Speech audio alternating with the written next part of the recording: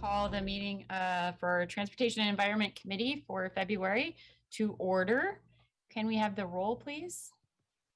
Foley. Perales. Here. Esparza. Here. Cohen. Here. Davis. Thank you. Thank you. All right, looking at the agenda, the next item is review of work plan, and there are no items to be added, dropped, or deferred. So we will move on. There are also no items on the consent calendar. So we'll go to reports to committee. Item D1 is the status report on solid waste programs. Carrie, hello. Happy New Year. Good afternoon, Chair Davis and committee members. Thank you for the opportunity to talk about our solid waste programs throughout the city. Under the leadership of Deputy Director Valerie Osmond, we're trying a new format this month, and I hope that you all will find it beneficial and something we'd like to do annually if that suits your needs. So Valerie is going to lead the presentation, and we're joined by our Public Information Manager, Jenny Loft. Jenny leads communications for all of ESD utilities, and clearly solid waste is a pretty key component of that. So with that, I'll turn it over to Valerie.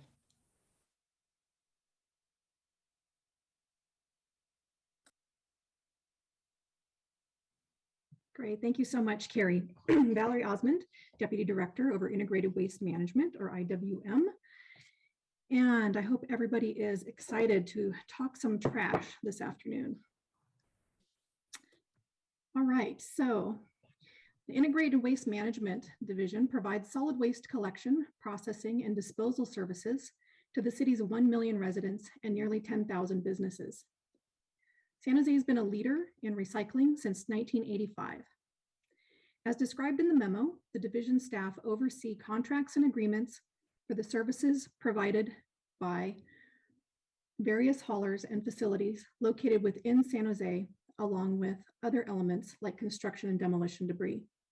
We manage an annual program budget of about $300 million, and our programs surpass recycling mandates with waste diversion rates of over 70% for residential and city facilities, 95% for residential yard trimmings, and 60% for commercial. The past 2 years have been unprecedented due to the COVID-19 pandemic. COVID impacted solid waste in several ways by determining that solid waste and recycling workers are deemed essential. Stay-at-home orders increased residential waste and decreased commercial waste. And we've seen an increase in non-recyclable and single-use disposables, such as takeout containers, personal protective equipment, and plastic bags. Despite these challenges, San Jose's residential and commercial programs and contractors continue to deliver excellent, uninterrupted service, in contrast with some cities that have scaled back or halted programs altogether. We are so fortunate to have strong partnerships with each of our contractors: California Waste Solutions, Garden City Sanitation, Green Team, Green Waste, Republic Services, and ZWED. Service providers adapted to recycling markets, reporting continued sale of core recyclables. So this slide shows residential single-family waste pre-COVID and following the onset of COVID. You can see there in the middle, the green dotted line. Staff presented changes to the residential waste stream at the February 1st, 2021 T&E committee meeting. The waste stream has continued to change in calendar year 2021. From 2020 to 2021, junk pickup tonnage continued to increase, while yard trimmings tonnage decreased. Garbage and recycling tons were steady before COVID-19 and have continued to increase during COVID-19. Recycling residue, which is the material that's left over after recycling is sorted, also increased during COVID-19. Tonnages from the single-family program, including garbage tons collected, recycling tons collected, and recycling processing residue, increased after the start of the pandemic. But we have seen a slight change in the recent quarters, likely due to some people returning to on-site work and school. Even though many residents continued to work from home in 2021, the city did not see a significant increase in single-family garbage service subscription levels. There was no significant increase in the number of upsized single-family garbage carts in 2021 as compared to the prior year. This likely contributed to higher contamination levels in our recycling carts, which we'll talk about in a few more slides. Some residents may not have had enough room in their garbage carts, and higher contamination rates are reflected in the increased processing residue tons that are shown in this figure. This slide shows the impact of COVID on our commercial solid waste tonnages. Because of the pandemic, commercial tonnages collected decreased by approximately 20% compared to the previous calendar year. We also saw approximately 900 accounts put on hold with no weekly scheduled service, or put on call with service scheduled as needed. We also saw as businesses reopen, commercial tonnages have started to return to pre-pandemic levels. Commercial agreements were amended and restated and went into effect in May 2020, and the diversion standards were revised from 75% to 60%, and that reflects the performance achievable by our materials recovery facilities. Change in process and methodology is noticeable in the increase in residue numbers. Staff continue to work with Republic Services on minimizing contamination in the bins through increased outreach. So our single family dwelling recycling characterization studies have been conducted in 2008, 2015, and in 2020.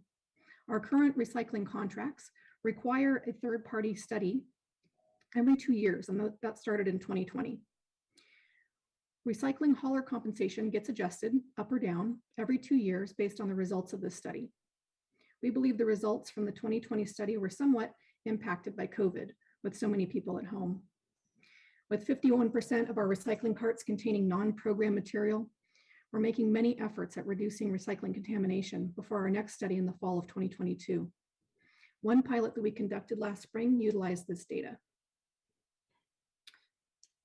So staff launched a pilot in late April 2021 to test the effectiveness of a recycling cart lid with information on items that should and should not be placed into the recycling cart. The lid has visual graphics and text in English, Spanish, and Vietnamese. The pilot was partially grant funded through CalRecycle CRV funding and includes nearly 5,000 single-family households on routes with moderate to high contamination levels and in areas where English, Spanish, and Vietnamese are the languages primarily spoken per the US Census. Using the recycling study from the fall 2020 and conducting the same study on the routes with the pilot lids, we saw a reduction in contamination of about 20%. We plan to continue installing these lids due to the success of the program. And I'm going to hand this off to the communications manager, Jenny Loft. Hi, thanks, Valerie. I'm Jenny Loft, Environmental Services Public Information Manager. Our next slide. Our Recycle Right campaign directs residents to sanjoserecycles.org. We now have over 630,000 users, about 650,000 as of today. Since the campaign launched in 2019, when the city took on recycling outreach from haulers. Here are examples of the Recycle Right campaign ads, which are delivered in English, Spanish, and Vietnamese. The empty and scrape ad on the bottom left helps shape behavior change and keep recycling materials clean to allow it to be recycled. On the top right of the slide is a postcard mailed to all residents. The key message here is what plastics are recyclable, to help answer questions that residents may have about what plastics can be recycled or not. Last fall, we received some comments at tabling activities where residents found this postcard helpful. These are just a few examples of our Recycle Right campaign, which has over 100 tactics ranging from traditional flyers to digital platforms to bring awareness and change behavior on how to recycle right in San Jose. When we can, we have also participated in neighborhood association meetings outdoors. The picture on the left that you see here. We have also pivoted during the pandemic by providing online workshops. Next slide, please. A key tactic that we're deploying is working with nonprofits using the Pomodoro model, delivering culturally tailored messages to a targeted audience. We started this type of partnership in July 2021 when our team celebrated Latino Conservation Week, a nationwide celebration that was created to support the Latino community to get outdoors and participate in activities to protect our natural resources.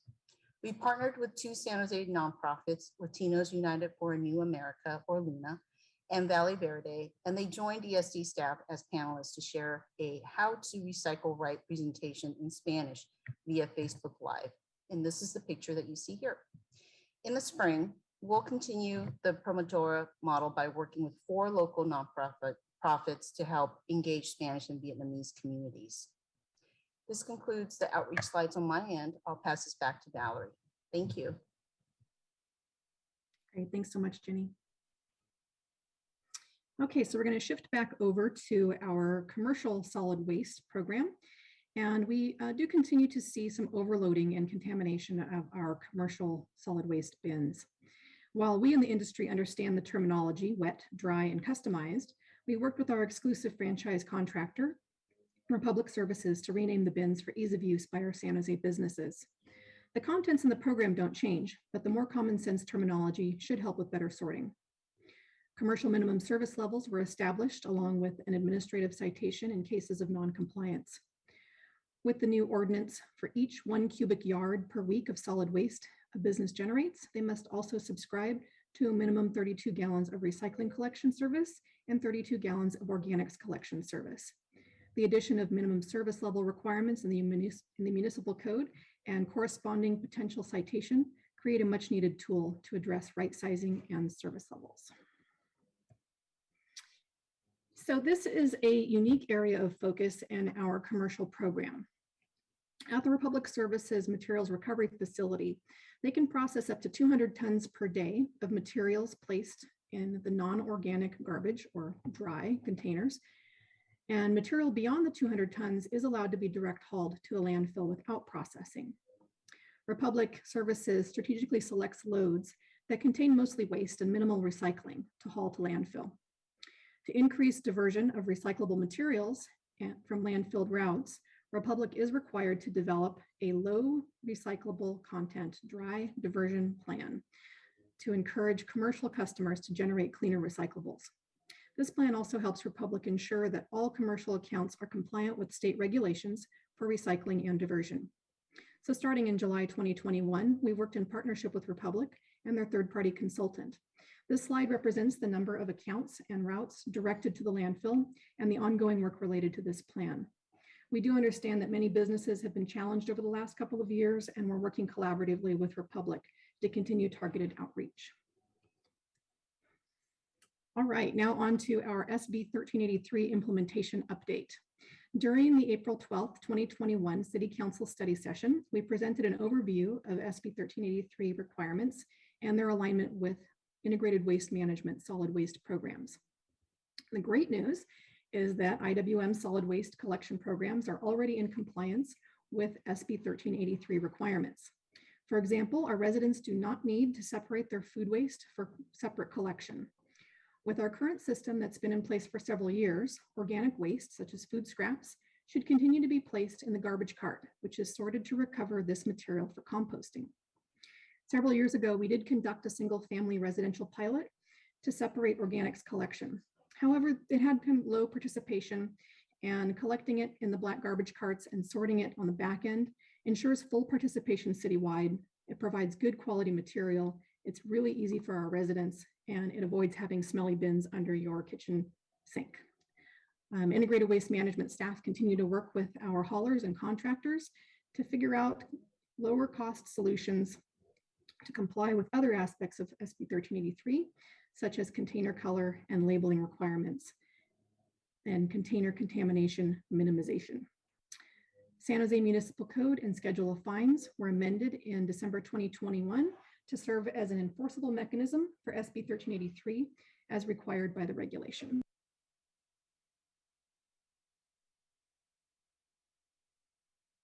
Valerie, you got muted.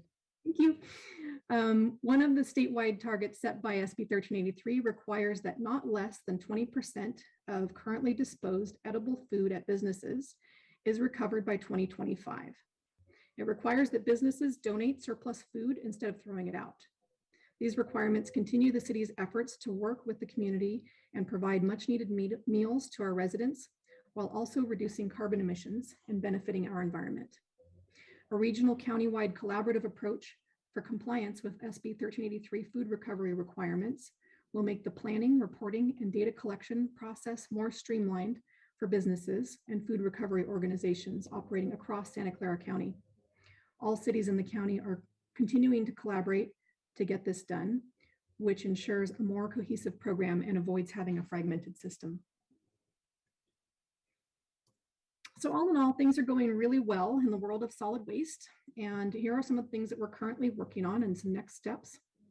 As part of the Climate Smart San Jose, we're working on a zero waste element to reassess the city's zero waste goals and associated climate impacts. We've hired a consultant to assist us in the effort, and this is there's an ongoing stakeholder engagement component, and the zero waste element is expected to be released in spring 2022. As we previously mentioned, we'll continue to work on reducing recycling contamination through education and outreach, and we will continue the implementation of the very complex and multifaceted SB 1383. We'll now open it up for questions. Thank you. We'll go to the public first. Let me look at my list here.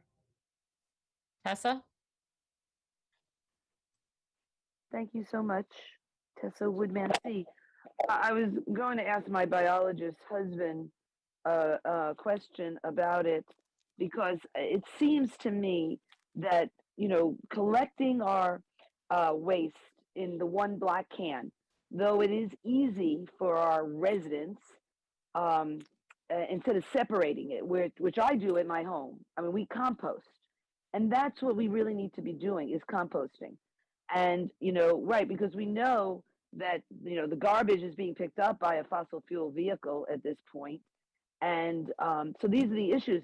And then, I've been over to into the dumps, with my husband. And, there's a lot of technology involved in sorting. And so you have a lot of people, and you have things moving and things like that. You could call it jobs, but all those people are coming to the jobs with fossil fuel, vehicles up to the landfill.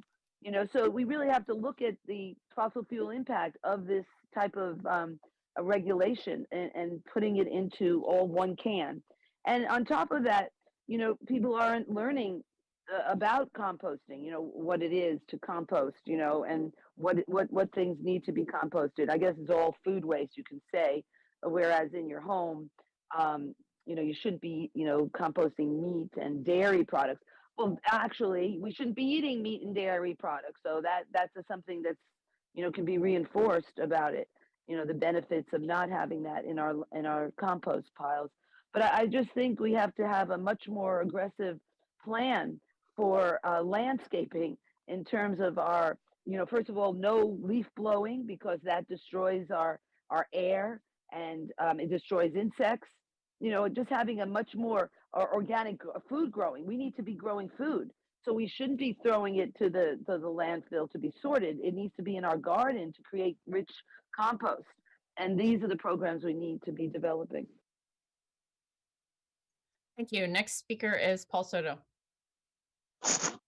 Good afternoon, Council. Paul Soto from the Horseshoe. Thank you for that report. Since we have the data, and I know that it exists, I would appreciate it in the future if you could please provide that specific data for me. And what I'm talking about is by zip code. You see, because consumption in one side of town is going to be very, very different than on another side of town. And I think when we aggregate the numbers, we're not really getting a comprehensive view of what is happening where and how much. And I think that since all the technology is there and people love data, I think that is a very key point of data that can be used to have a more comprehensive conversation with regard to how incomes affect this. You see, you can extract a lot from garbage cans. I got 30% of my education out of prison garbage cans. I fished in them for books. And so there's a lot of information inside garbage. And so if we can, you FBI, when they're putting somebody under surveillance, where do they go? Straight for the garbage can. what's this person eating? What are they, what are they throwing away? All that, they check all that.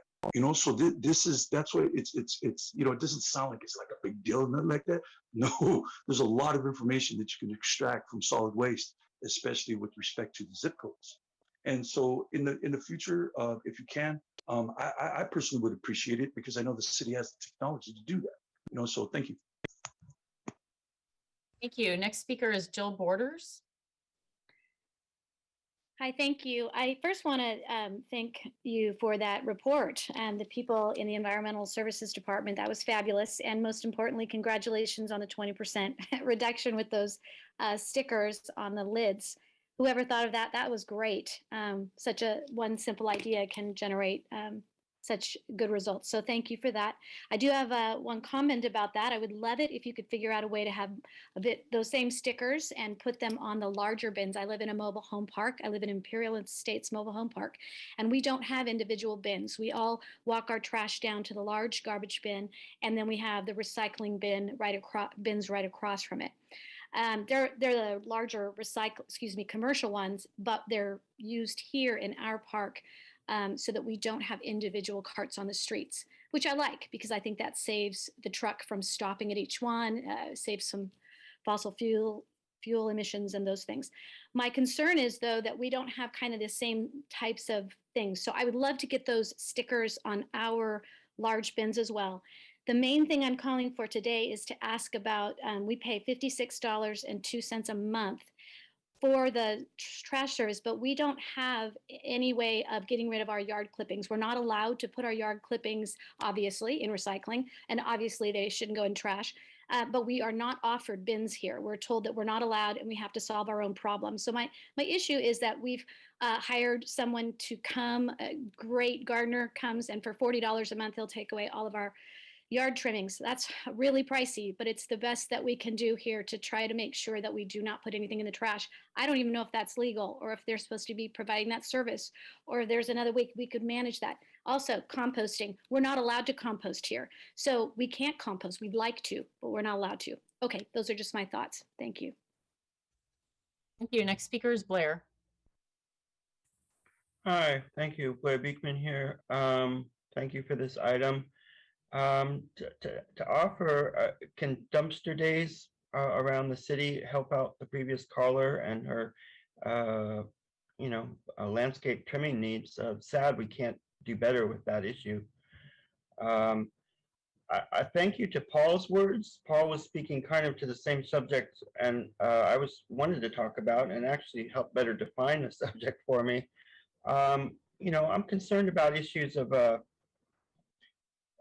there's new COVID variants that are going around that I've learned that they're relying on the sewer practices of San Jose that also works in it's part of the city of Santa Clara, I think also.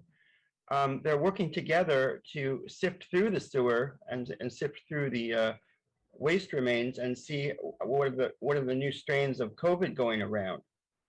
And that very nicely brought in Paul's ideas of overall accessibility practices and how this can be a time to learn to better talk about accessibility issues, so the public can be more clear and better understand issues we're dealing with at this time. And I know it's a lot to ask at this time, but just a reminder of what we could be doing. An itemized list of what Paul suggested was interesting, I felt, and what is going on with our sewer issues.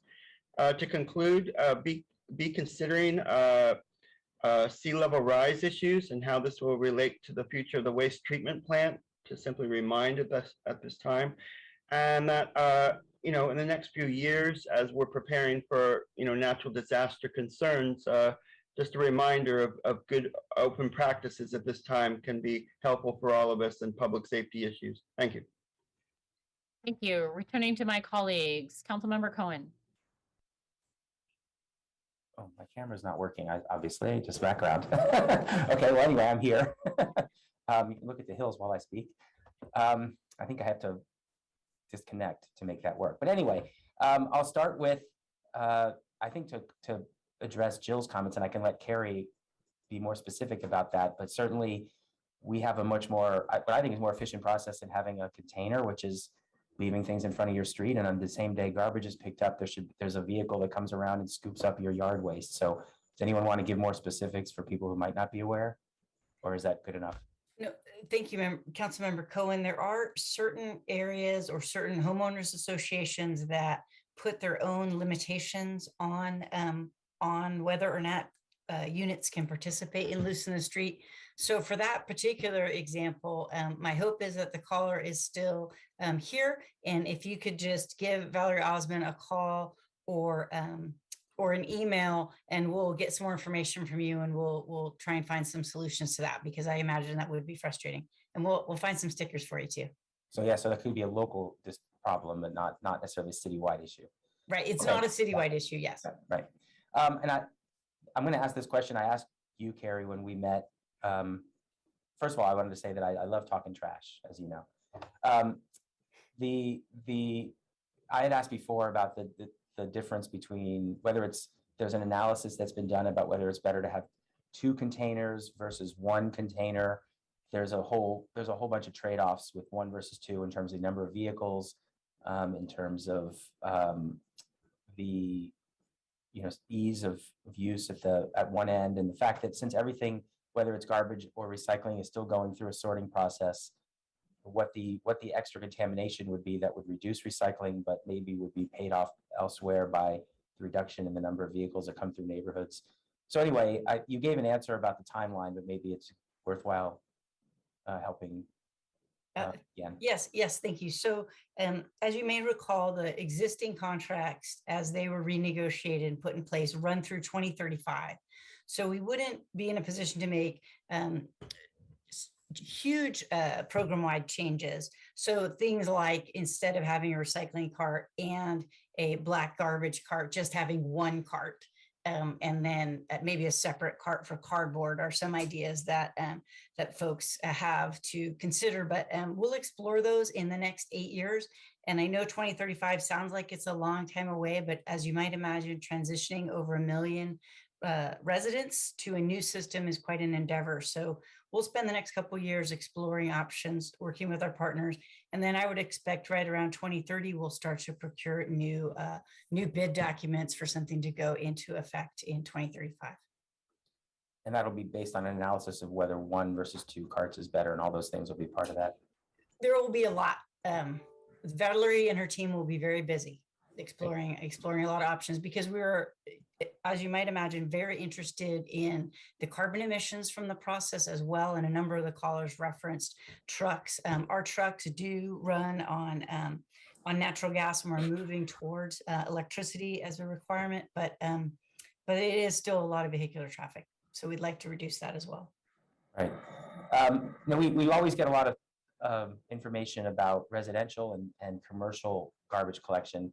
What I haven't actually asked about before or heard about is what about the public garbage cans across the city, that are out on the streets and the parks.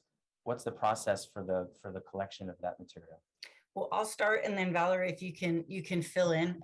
The public litter cans are collected and sorted with the municipal operations trash, so the airport, city hall, etc. And then, although VTA and other landowners may have their own service contracts, like schools and the county, etc. Valerie, what would you add to that? It is complicated. Thanks, Carrie. It's the ones that Integrated Waste Management oversees are typically in business districts and on the sidewalk, but that doesn't always reach to bus stops that are in those same areas that can have public litter cans for Valley Transportation Authority, and it does not extend to the parks and those sorts of other public areas. So it's usually limited to the business districts, and as Carrie mentioned, those are collected and sorted.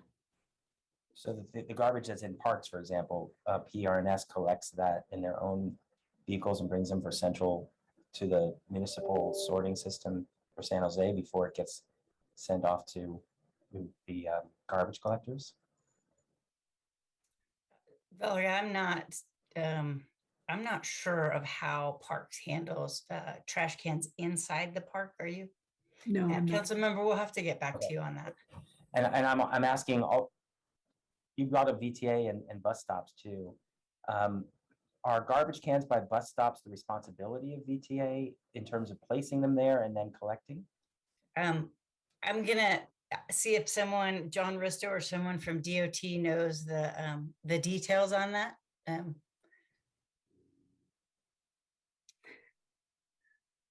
We'll get back to you with a sort of a consolidated thought. Oh, Jessica, can you help me out? Well, I saw that Valerie was responding, but we can double check and work together to get that consolidated response on parks and transit. Yeah, and I'm asking actually because we've noticed, at least in our district, and I'm sure it's probably an issue in many places in the city, a lack of receptacles on public streets and public parks and by our bus stations. In fact, we have just been talking as a staff today about trying to figure out in the budget process how we can get more garbage collection at our bus stops. I find that one of the worst places for garbage on our streets are in the areas around bus stops. People sit there, there's no garbage cans, so the garbage just gets thrown on the side. And so I was hoping that we as a city could help solve that problem, but I want to understand this better so we can do it correctly, figure out how that works, and then what it would mean. I guess one of my questions was what that would mean for our collection infrastructure, but presumably that's handled separately from the trucks that are going through neighborhoods. So it would be a different process to understand how that's collected and then sorted, because there's one cost for putting out cans, there's another for the collection process. Thank you, council member. If you have some locations that are particularly problematic, if you could email me those, that'll help us see what you're seeing. Our staff that manage the public litter cans, their opinion is the cans that VTA have put out are not sized appropriately for the volume of trash needed at those stops. You may recall in the last 2 years, we've added an additional 500 public litter cans throughout the city. But certainly if installing more near bus stops helps us by not having to go back later and pick it up. I mean, either way, we're picking it up. So it's probably more efficient for us just to add some more trash cans and work in partnership with others. But if there's some areas you have in mind, please share those, and then we'll work with DOT and kind of get an assessment of what might make sense. But we do believe the 500 we've added in the last 2 years did create a nice change. Great, thank you. And the same thing I guess goes for parks. We have people who tell us they're in a park and they walk around for a long time with garbage in their hands and can't find that. So I guess we should be, I don't know, talking to PRNS first on that topic, or with you on that topic about how to get receptacles in parks. Oh, council member, we'll work with parks, and between all of us, we'll figure out a solution. Great, thank you so much. Councilmember Foley. Great, thank you for the presentation and for all the good questions from Councilmember Cohen. I just want to say on Saturday, I think, it came in the mail a bumper sticker, which I can now attach to my own cart, which I actually didn't really notice it had adhesive until I was just sitting here listening to the presentation, where it says what I can recycle and what I can't recycle. So really good visual that it got out to all residents now, and that's wonderful. I also received the postcard, and that was helpful. It is amazing to me how complicated our recycling is. It used to be so easy. Plastic, everything went in the bin, and and food and waste went in the other. That was easy, and now that isn't the case anymore. So having a visual that says no clothing and things like that is really good. But I have one question for you, and as we all try to be the best recyclers that we can, I've read that scraping is what we're looking for and not rinsing out. So confirm with me that scraping is okay, because it's still dirty. It's a dirty can that I'm putting in my bin, that's okay. Assure me that I'm not going to get dinged for that. From me, Jenny, and Valerie, we're so happy you're reading our materials. So thank you for that. That's wonderful. Yes, scraping is fine. As you can see from the materials, what we don't want is any liquid or materials that would otherwise contaminate other things. So if you turn it upside down, nothing comes out, you're good. If you want to clean it better, you can, but you don't have to. Well, it dawns on me that if I'm rinsing out a can to make it clean, that I'm wasting water and then I'm causing another problem with the drought. So, okay, that's actually the only comment I had. Is I just wanted to get clarification on that, and that I do appreciate the sticker I have. Now I have to figure out which, do I put it on my bin or my recycling bin inside my house where I have 2 bins, garbage and recycling. I'll just see what we decide here, but I anything you can do to help us understand what's allowed and what isn't, and visuals are always good, and this one little sticker that we have is really, really good. So thank you so much for that, and I will move to accept the report. Second. Yeah. Yep. Councilmember Perales. Yeah, thank you. I echo, I think, just the sentiments of my colleagues. Appreciate the update. And I was surprised to see that the residential trash did not increase significantly, but I would agree with the conclusion there that likely the increase that we saw in contaminants in the recycling bins was part of the reason why, unfortunately, because we know we had so many people at home. Certainly more home trash was being created because of that. And if we didn't really see the increase in the trash bins, but we saw the contaminants and the recycling, that would make a lot of sense. And we've known this, I think, for some time. We've had that conversation around the size, and what's the correct sizing. I think, COVID hasn't helped because with people being home much more often, you can't gauge the need of the sizing at the moment. Although I do think that we are recognizing we're never going to go back to pre-COVID sort of lifestyles, and there's always going to be some form of, whether it's hybrid work environments or just a new dynamic. So I think no matter what, the continued analysis is going to be important as we continue on going through the analysis. And so I appreciate the continued study of it. Thank you for that. And Valerie, I just want to say it was a great joke to lead off the conversation. We were obviously all on Zoom here, and so I think the response is not like when you're in person. So, but great joke to lead off the conversation. Thanks. Thank you. Yes. I like talk trash so much that I actually have trash talks in my district where we pick up litter. So I also appreciated the joke, Valerie. I have a couple of questions. I noticed that you didn't put it on the slides, but it's in the report talking about the diversion rate. And I've been on this committee now for a few years, and our diversion rate citywide is 68%. Carrie, can you talk a little bit about, is this still because of the China sword policy? Like, our diversion rate went down quite a bit when the China sword policy went through. And is there anything on the horizon that would allow us to recycle more than we are? Thank you. Yes. So we average our community-wide recycling rate at 70%, and it has remained relatively even over time. Part of it is the contamination in the recycling cart is making some materials just unrecoverable. And so as Jenny and Valerie lead that outreach effort around no food, no liquids, we're seeing that in some areas of town, we are seeing an impact on that. And certainly you saw from the stickers, just in putting those new lids on with the embedded message at the point of use in multiple languages, really saw a 20% increase. So as long as we can continue on that trajectory, we should see improvement. COVID, of course, is making it harder, but we have a couple other pilots that we're going to do this year, including larger garbage bins, to see, does that improve the quality of the recyclable materials as well. But we also need to start looking at the per capita tonnage. because it's one thing to just have a good diversion rate. It's a better thing to have less material at the curb. And so we're looking to both of those to improve. And that's part of our climate smart plan in our zero waste element that we'll look to see how we can drive those behaviors. But yeah, it's a hard message to get to people at their home. And so, you know, this is our third year of having the communications in-house. And I think we're making some really good progress in year 3, and I expect that to continue.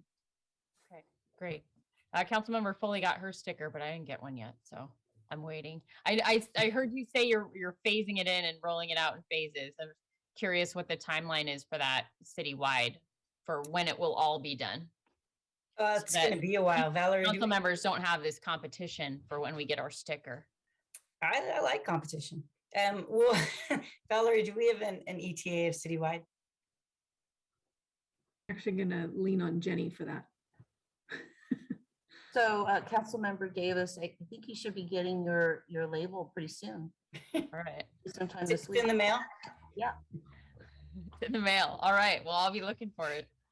I'm the mail getter at our house, so looking forward to that. It's really helpful. I mean, I literally, even today, I was looking at this. I learned something new every time we have this report, and I was looking at it. My daughter went and got what are they called at 7-Eleven, like the slushies or whatever, and I looked and I saw the number wasn't 7. I think it wasn't 7 on there, and I was like, oh, I think it's okay. And I threw it in there, and then I was looking and I saw 7. Some of the 7s are okay, but 6 is the one that's not okay. And I missed. So I'm thinking I should probably go look. I might have thrown those in the recycle bin, and they're not supposed to be in there. So I appreciate having the sticker on the lid. I'm very much looking forward to that, because I cannot keep it in my head, even though we obviously we have meetings about this once a year, and I get the mailer and I always look at it, and I know we can't throw clothes in there anymore, and so yeah, it's very helpful to have that. And as often as things change, hopefully you can just give us a new sticker and we can stick it on there. Sounds good. Thank you. Yeah, thank you. Okay, no more questions or comments from my colleagues. Then can we have a vote, please, to accept this report? We have already got a motion. Foley, Aye.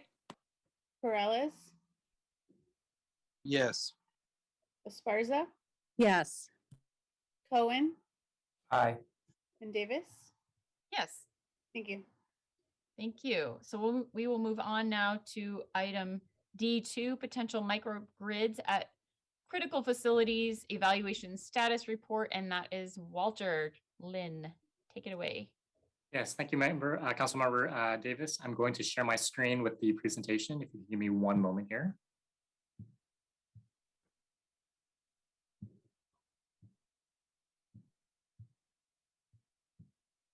Okay, great. So good afternoon, Councilmember and Chair Davis, and members of the committee and members of the public. I am Walter Lynn, the Deputy Director of Public Works. And today I'll be going over just a recap in regards to an update for the city's progress towards potential microgrids at our critical city facilities. Give me one moment here. So just for some background for those that might not be familiar with what microgrids are, they are localized energy systems that are connected but a bit separate from the PG&E grid. And they can contain different types of energy sources, such as solar photovoltaics, battery energy storage systems, backup generators, and other renewable power generation sources, such as wind turbines or even biomass. Biomass are organics, either from plants or animals, that could be combusted for energy, or they could be converted chemically or biologically to provide for a fuel source. Through a control system, a microgrid can switch back and forth between itself and the PG&E grid, helping to reduce the amount of power that is needed from PG&E, either on a daily basis, and also completely take over critical systems as long as they're tied to the microgrid itself during planned or unplanned power outages. And as you recall, a lot of our program development began in preparation for the public safety power shutdowns, as initiated by PG&E, whether it's by weather or wildfire-related instances.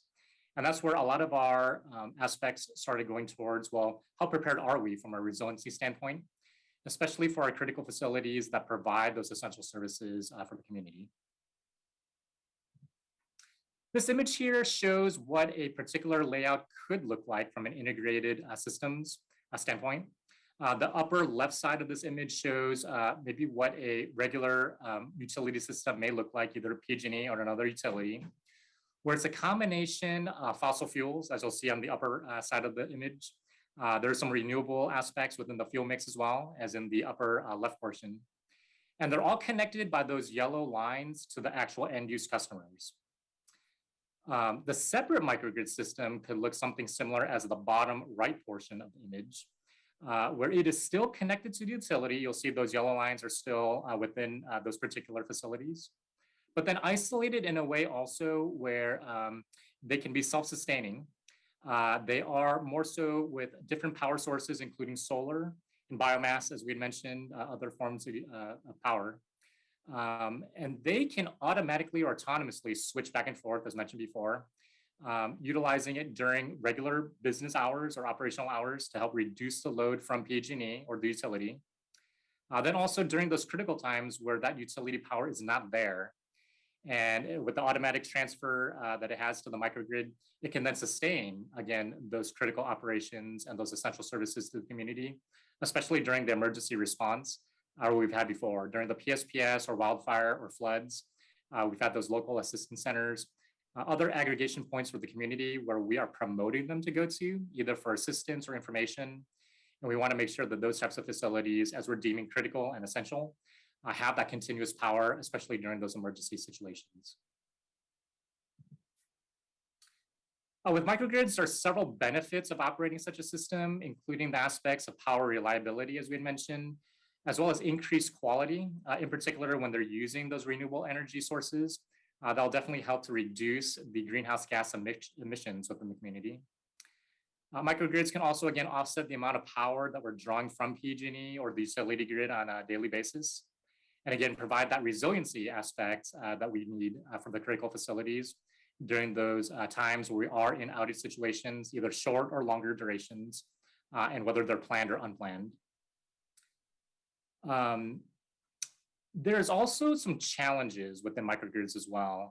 In particular, there are some regulatory hurdles that we would have to go through to initiate and ensure that what we're doing is correct.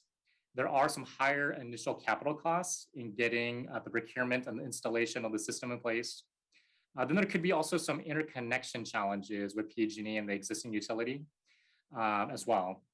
So as we continue to look and evaluate and assess these types of systems, we have to be mindful of those challenges along with the benefits that these systems can provide to us.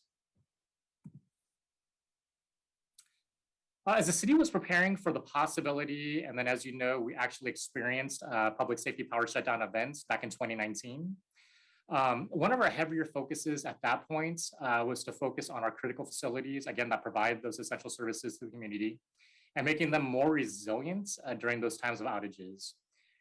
We then kind of focused on developing a plan for the maintenance and the refueling of those existing sites with diesel generators in place, but then also identifying which facilities did not have existing backup services or sufficient backup services.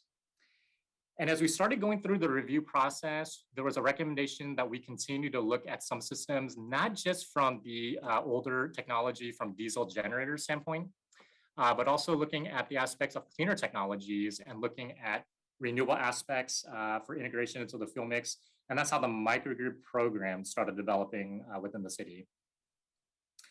The program was allocated some one-time funding at that time in 2019 to continue exploring the resiliency and the microgrid program. But unfortunately, shortly after that, in early 2020, the pandemic did hit. And as the city's response shifted, as that was the more higher priority within the city for the community, that allocation that we received was reduced for the microgrid program. At that point, we started looking at, well, how do we then administer this program? Microgrids are a bit newer to us in terms of a technology standpoint, and we don't have the subject matter expertise necessarily in-house to fully do that work properly. And as such, and also I apologize, due to some staffing deficiencies, we're not able to really dedicate and commit a lot of staff time towards this type of project amongst all the other priorities and the volume of projects the Public Works Husband has to do as well. Staff found the need for consultant services, and in September of 2020, Council did approve of those types of services to assist us from a subject matter expertise standpoint, looking at microgrid feasibility at our sites, and then trying to identify best locations and best suitability for this type of technology at our various locations. So as mentioned earlier, there was the one-time allocation that was given to Public Works to manage the public safety power shutdown resiliency program for our critical sites. At that time, again, the amount from $5 million was reduced down to $2 million. So $3 million was used for the COVID response. Of that $2 million, $1 million was immediately programmed for the immediate needs at that time. Because we had 97 facilities that currently have diesel backup generation, we did not have enough refueling trucks to adequately refuel them if there was a citywide outage. With the number of fueling trucks that we do have, we just felt that we needed additional units to properly serve those essential facilities with refueling if needed for longer term duration outages. In addition, we purchased these mobile EV or electric vehicle charging stations that are sustainable in some fashion. They are outfitted with solar energy arrays as well as battery energy storage systems. They are mobile, so they can be pulled anywhere within the city where there is an outage, and they can help charge up emergency vehicles for those particular locations. In addition, they can be served as a dual purpose to also help to recharge and power critical plug load equipment at those particular facilities as well, whether it's a community center or other local assistance center. These units have that ability. In addition, there is not a backup generator or service for the police substation's fueling island. And as that is one of our more critical fueling islands within the city, that southern portion of the city, we felt more of the immediate need to get a generator or generator connection at that facility. With those particular projects, that had earmarked about $1 million of the remaining $2 million that we had for the PSPS work. The remaining $1 million we are committing to the microgrid program, of which $120,000 has already been spent on in-house review and the consultant services. And that remains about $880,000 left for continued project assessment and potential procurement and implementation of the systems. In addition, in order to find more funding assistance to support the program, we've also looked at other grants, whether local or federal. One example is the FEMA Building Resilient Infrastructure and Committees grants, which we did apply for last year. We were in coordination with the California Energy Commission as they were the liaisons between the applicants and the federal FEMA team reviewing the applications for consideration. And at that time, unfortunately, our requests for microgrid programming matching funds were not considered by FEMA.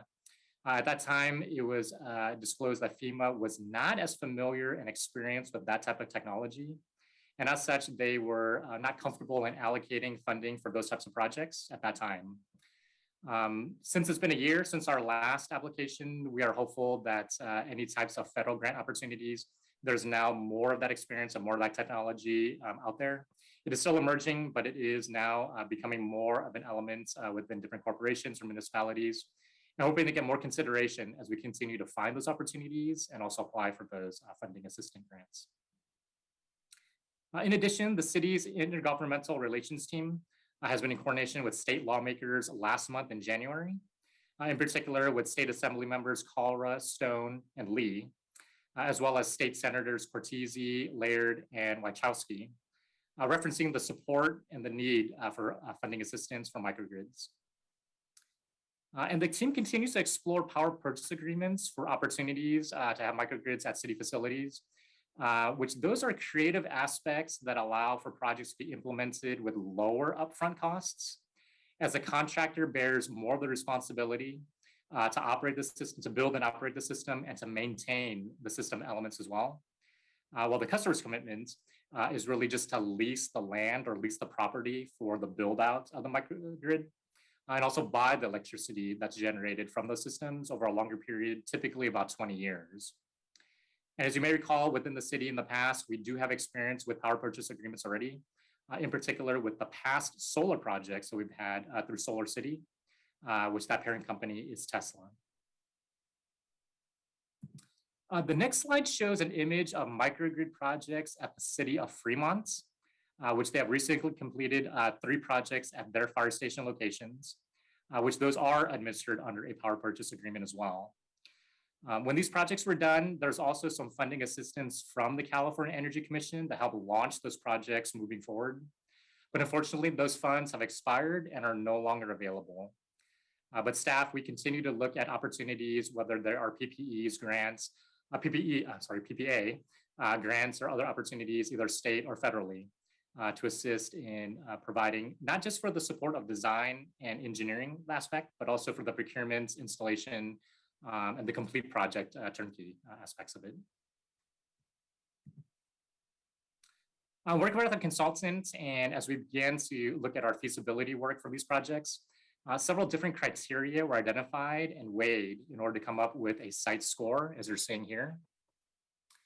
Such elements include the site's mission and role within the city, whether they were a fire station, a pump station, an animal care services facility, a warming or cooling community center.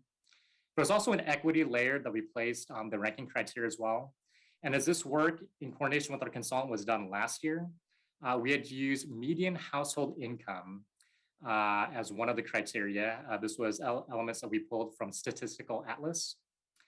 We also used outage history for the site consideration, as well as site feasibility, what electrical load must be accommodated, and also the cost. I will say that in meeting with the Office of Racial Equity more recently, additional resources have been provided to us that we'll be using in the future as we further continue our assessments for site feasibility and that criteria in order to try to identify the best projects that we can recommend moving forward. This chart here, I know it's quite a bit of information, shows how the rankings were done with those remaining sites that do not have backup or sufficient backup generation after all of the criteria was applied. This is out of a score of a 4 total. I do want to mention that these are all existing facilities that are currently in use throughout the city. So geographic locations and what their operations are and what they provide to the community, it's already established. One of the major constraints for many of the sites is space availability, as there may be little to no space, unfortunately, that is available to actually build out additional infrastructure. To put in perspective, the minimum space needed for subsystems could be anywhere between 720 to 1,000 square feet, which is the equivalent of about 4 to 6 parking structures, parking stalls. And as you'll notice on the list, the fire stations and the pump stations, because those could be smaller footprint parcels to begin with, they did rank lower. And again, there's much more criteria just based on space constraints and space availability.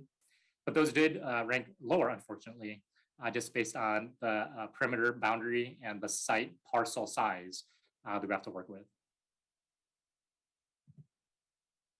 However, for new developments, we are looking at aspects of microgrids or elements of microgrids to include in the scope for those types of projects. Just listing 3 examples here. Fire Station 37, there are solar photovoltaics and a generator that are within the scope. Similarly, for the new fire training center and the emergency operations center just north of the central service yard and south of the mini stadium. This also includes solar photovoltaics and a generator.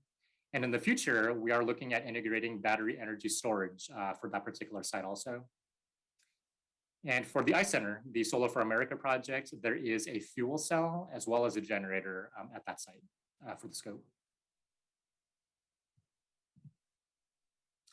To conclude, in order to make a more effective and rapid progress on the microgrid program, we do need more additional resources, in particular staffing, that can really be dedicated and committed to this type of work. Again, unfortunately, as we are under deficient staffing resources and under priority projects, special projects that come in as well too, it is tough to find more of that dedicated labor hours to this project. Even with consultant services, there needs to be that oversight.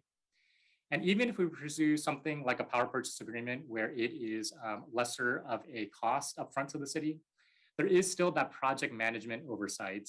We do need project managers to assist with the consultant, develop that scope, go through the bidding and selection process, any permitting, inspection, and construction management work. That all comes from the city as well.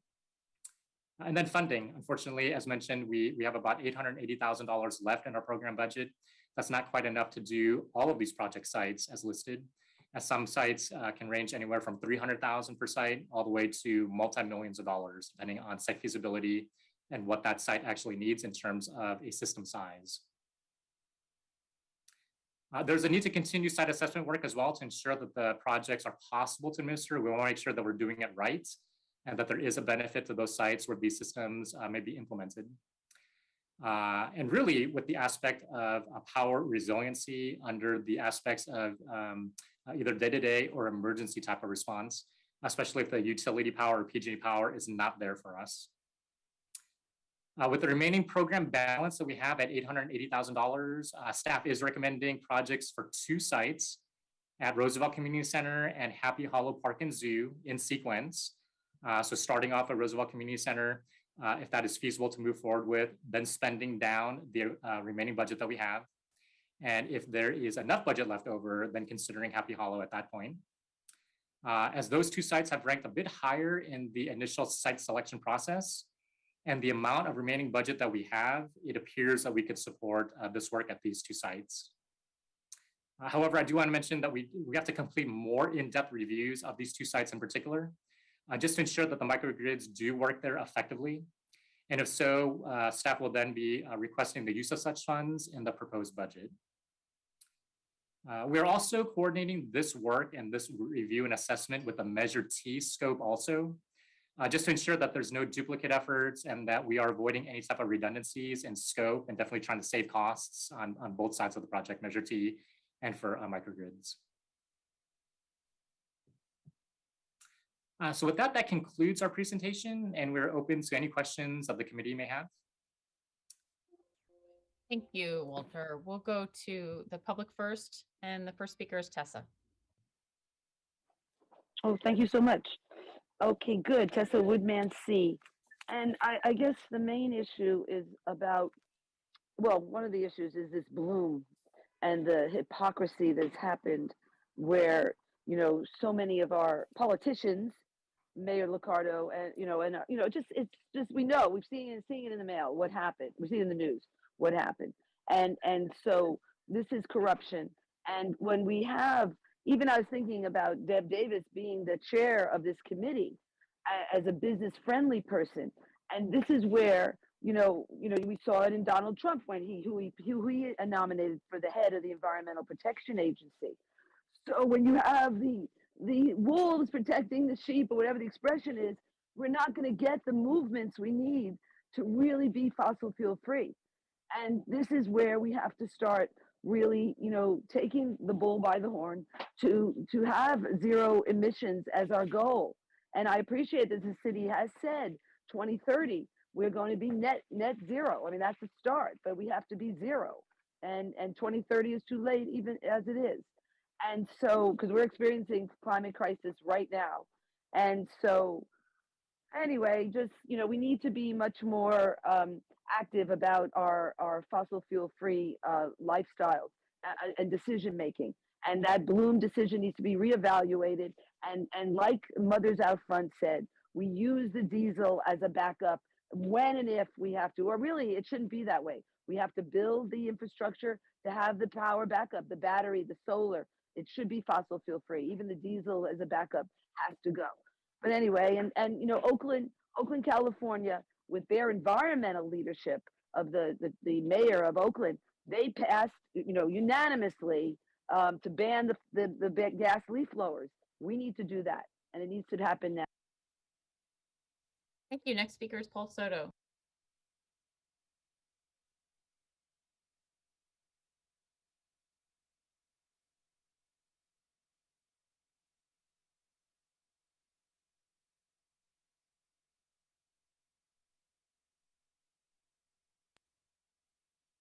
I can't hear Paul. Can anybody else hear him? No. No. No. Paul, try again here.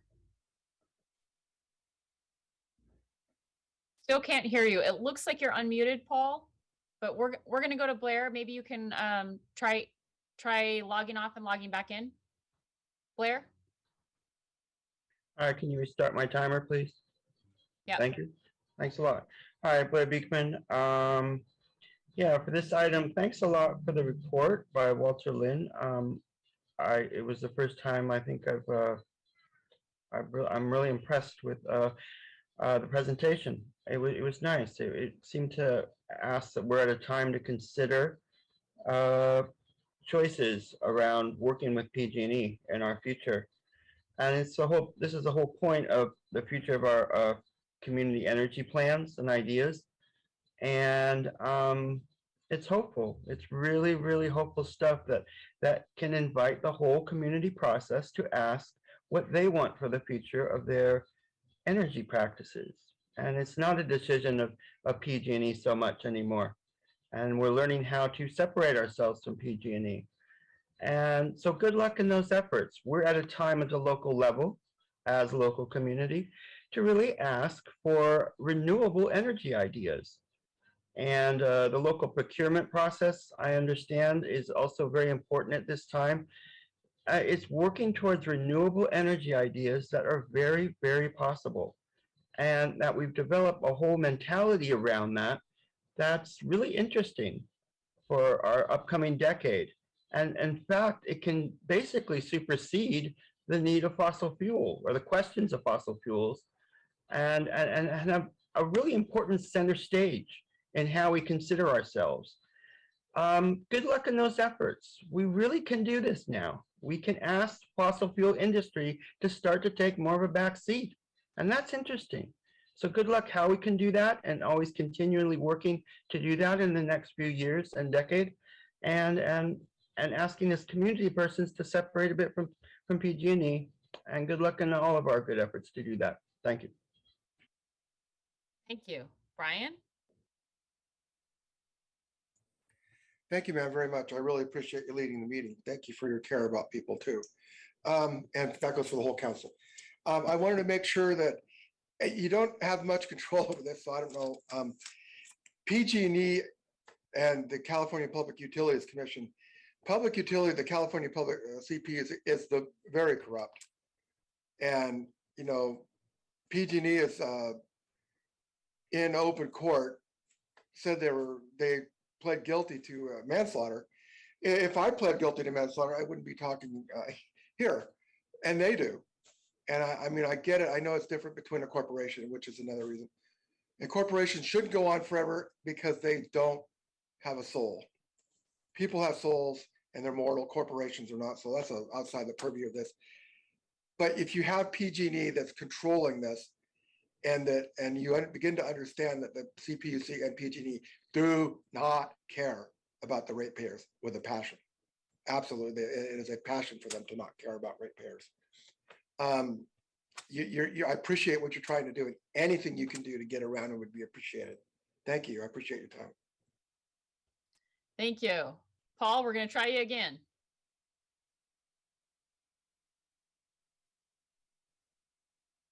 I cannot hear you, Paul. Shoot. If you want to log back off and log back in, I've got one more public speaker. It looks like you're unmuted, but we can't hear you, Paul. So I'm going to go ahead, give you time to log out and log back in, hopefully, and we'll call on Edgar Arellano. Hi, thanks for having me. This kind of seems like it connects to the prior item, the refuse contamination, and one of the byproducts of which is methane and stuff like that from the landfill. Recently learned that in San Jose, there's a hydrogen fuel network for hydrogen fueled cars. You can create hydrogen using, methane from the landfill, and you can also use that to power not only vehicles, but, a grid system So it'd be interesting to see the city look into ways to create possible reuses of that byproduct to create more sustainable hydrogen and, provide this resiliency through these microgrids more at a local level. Some of y'all might see some, headlines of fuel shortages in the hydrogen vehicle realm. That is a thing that happens, but I think it's because we're relying on distribution based off of old distributor lines where it's produced somewhere far and then is brought in. There's a way to make it locally where you're creating electricity and the only byproduct is really water. So I'm hoping that there's some interest in making green hydrogen and adding more of this fuel independence and better energy distribution and such. Thanks for your time. Thank you, Edgar. I see Paul logged off and logged back in. Let's try again, Paul.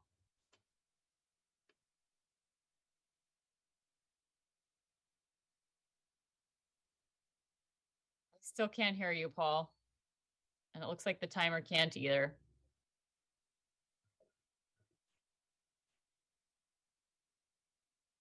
I'm sorry, we're not able to hear you. Shoot. All right. Paul, maybe you need to update your software, possibly. I don't know if Zoom had an update recently. I'm going to go to my colleagues and we'll try you one more time after my colleagues, just in case you're able to update your software in the meantime. Councilmember Perales. Yeah, thanks, Chair. And maybe after I'm done speaking, our clerk's office can share just the call-in number because that might be easier as well to do a phone call. That's a great idea. Thank you. So thank you, staff, for the presentation and the analysis here.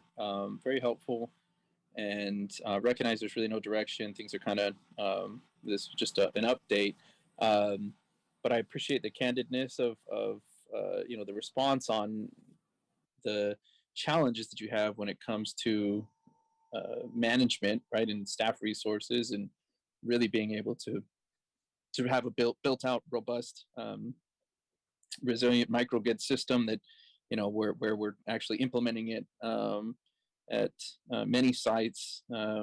Funding clearly an issue as well, but I think we recognize there's opportunities for funding out there, maybe more so than we have opportunities to have staff available to manage and oversee any kind of build out of programs. So appreciate that feedback.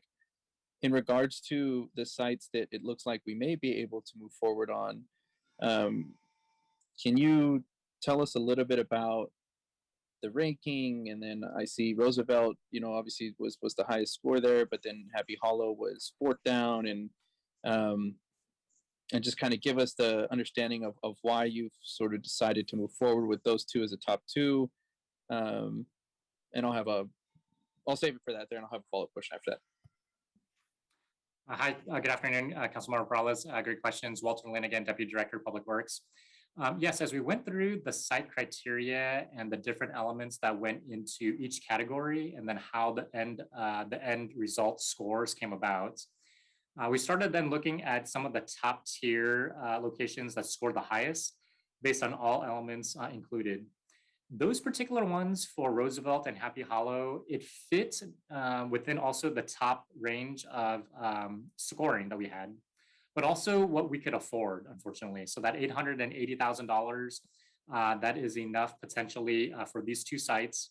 We were looking initially at Roosevelt at being just about $300,000 and Happy Hollow $450,000. However, as we continue evaluating and determining whether these sites are good, those costs may be adjusted, and that's why we're looking at a sequence of Roosevelt at first, and then if prices hold and we're still confident that we can still afford Happy Hollow afterwards, we can do so.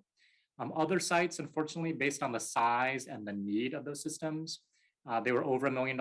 I think one of them was $2.5 million. So just based on ranking, site criteria, and then the amount of funding that we have available, we've narrowed it down to those 2 particular sites. Great, thank you. Yeah, no, I appreciate having a little bit better understanding. I did notice like fire station 16 on there, and clearly with some of the newer fire stations, right, we have an opportunity like to create that on site. Well, with all of our newer development, as you gave the 3 examples, my understanding for the fire stations, those are all equipped with, I guess, generator backup, or is that not the case? You are right, Councilmember Perales. All of the fire stations do have some level of backup generation. Some of them have on-site permanent large generators that can operate and sustain full operations of the site.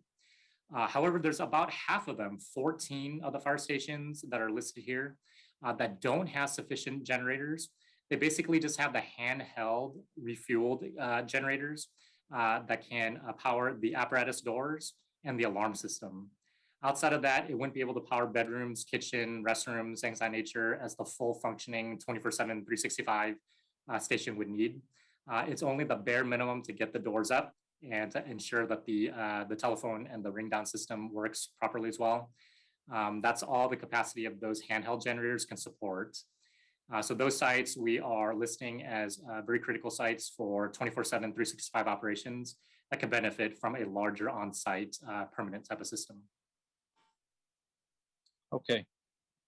Yeah, no, I wasn't aware of that, and that's concerning. I think, and we recognize all the sites you would want to have some backup power, but certainly at our fire stations, that certainly would be a major priority for me, and maybe even something worthy of looking at separately than the ranking of this list. I guess walk me through that, where a fire station, for instance, you got a couple like ranked here fire stations towards the bottom. They didn't score as high because of like other stations that are nearby or other, what would be that reason? Yeah, great question, Councilmember Perales. Maybe I can backtrack a little bit in terms of how these sites were identified to begin with.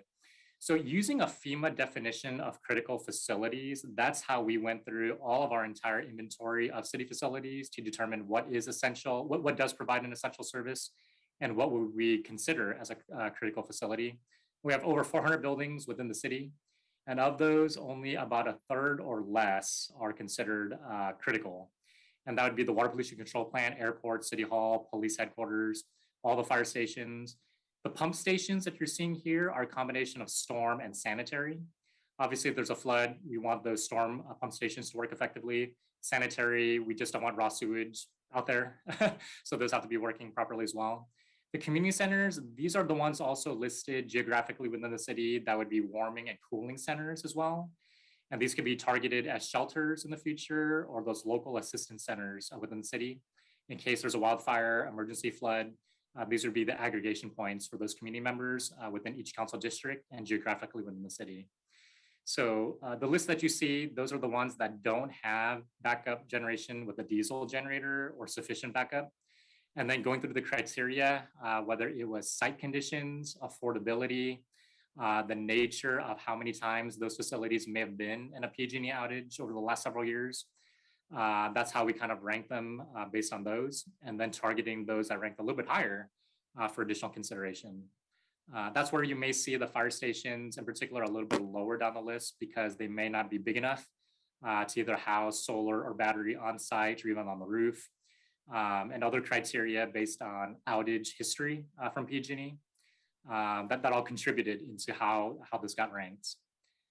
And then again, as we move forward, we'll also be putting more of that equity lens on it as well too, from a community perspective, whether it's race, accessibility, age, single language neighborhoods, things of that nature. So yeah, obviously looking at the immediate need of what those facilities provide to the community, as well as every other criteria that we're putting on here as well too.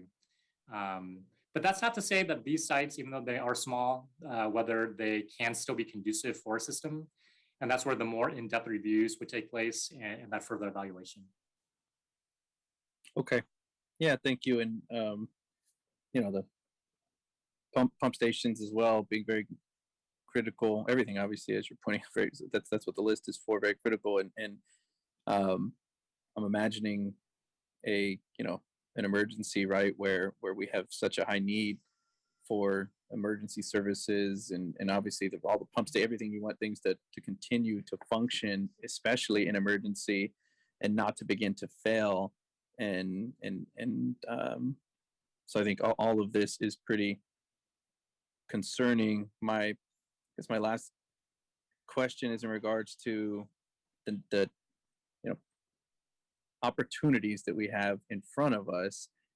For instance, you mentioned staffing being a key hurdle for management of tackling all of these sites, even if we were to have the funding. Is that something that the department is looking at trying to address through obviously advocacy in the budget process coming up and future budget processes, and what would that look like? Would you need one manager to cover all of this, or would it be a couple staff? What would that look like to have robust enough staff to really have to take on all of these needs? That's a great question again, Councilmember Perales. So that is where we struggle a bit sometimes in moving this program a bit forward more rapidly. We understand it is a city desire to look at more cleaner technologies as we're looking at the resilient side of our facilities as well. So that is where we struggle with in terms of staffing resource. Again, with our existing engineering team, which we've tasked for this work, they're also inundated with other higher priority citywide projects, either on a more immediate basis or longer term. And then it's the expertise of the staff as well. Even though we have very good staff, this is a newer technology to the city, which does involve a lot of research, a lot of time, a lot of data collection, a lot of information that we feed into the analysis along with the consultant in order to really go through the site criteria. Whether that's one or two, additional project managers or engineers, we're still evaluating what that need is to really dedicate and commit that resource to this program. Hey, Councilmember Matt Kano, Director of Public Works. I just want to add on to what Walter was saying. We do have the staff, and we have the ability to add the staff when we have a funded project, just like any other capital project.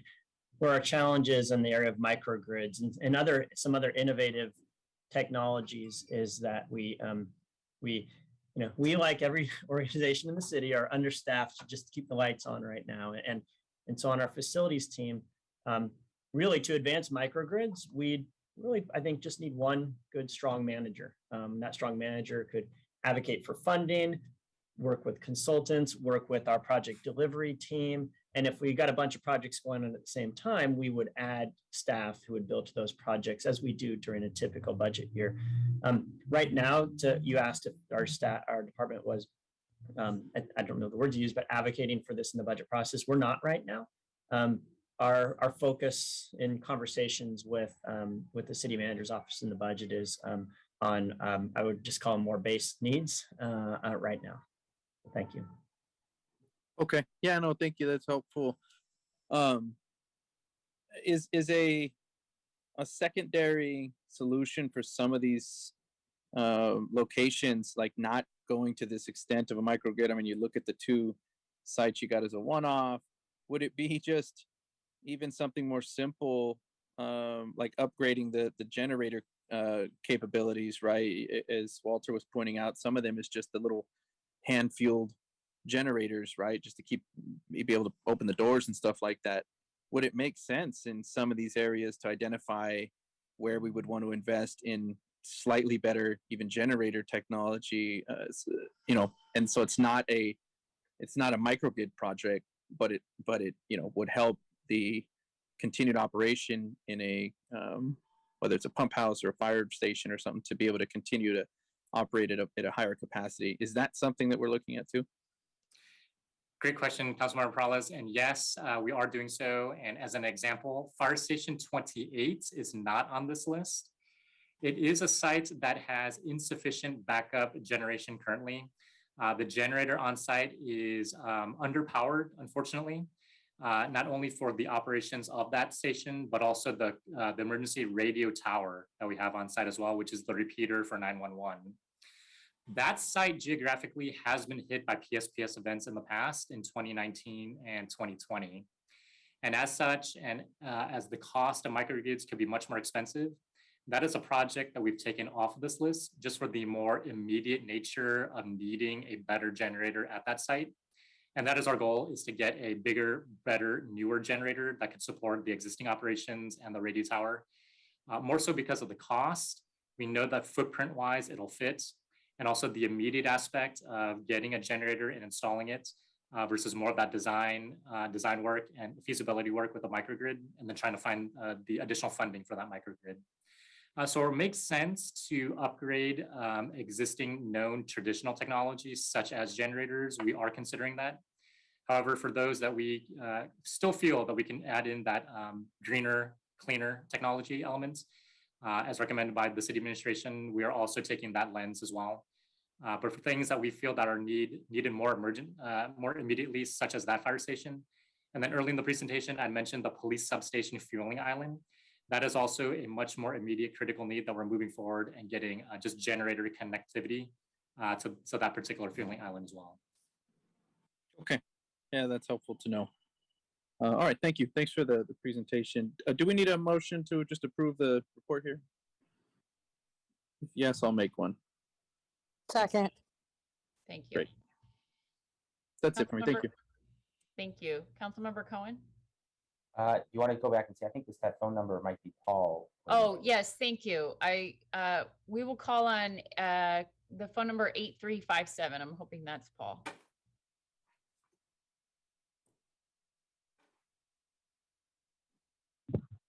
Paul Soto from the Horseshoe. Thank you for that, Councilman Cohen. You knew I wasn't going to stop either.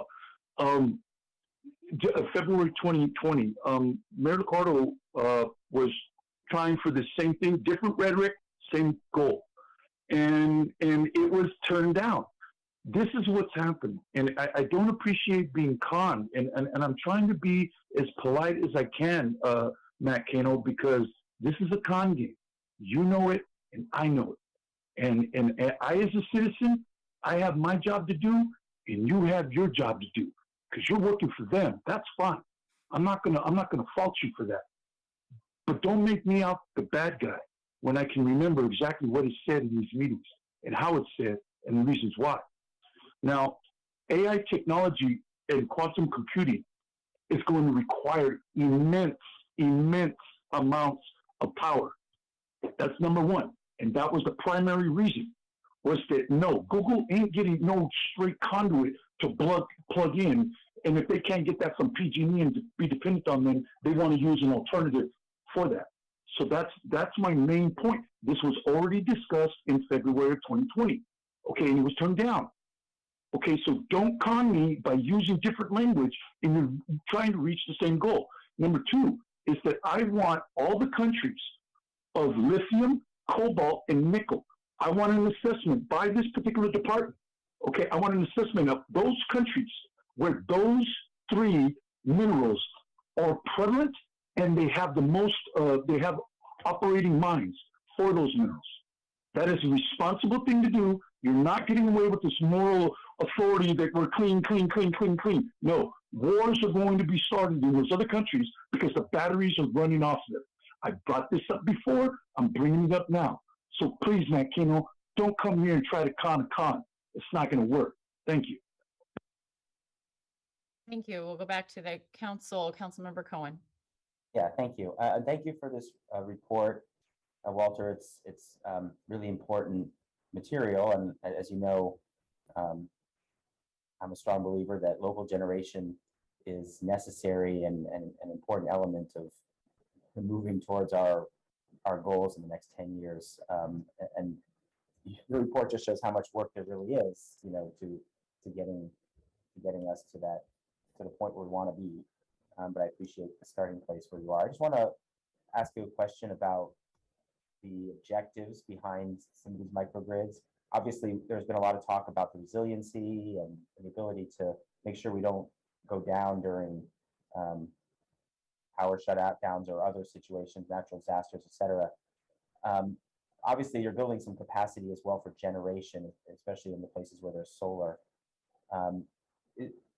The idea is that the solar will be used to charge batteries that will be there for backup, or once those are charged, you'll be using them for actual day-to-day generation for a portion of the on-site needs.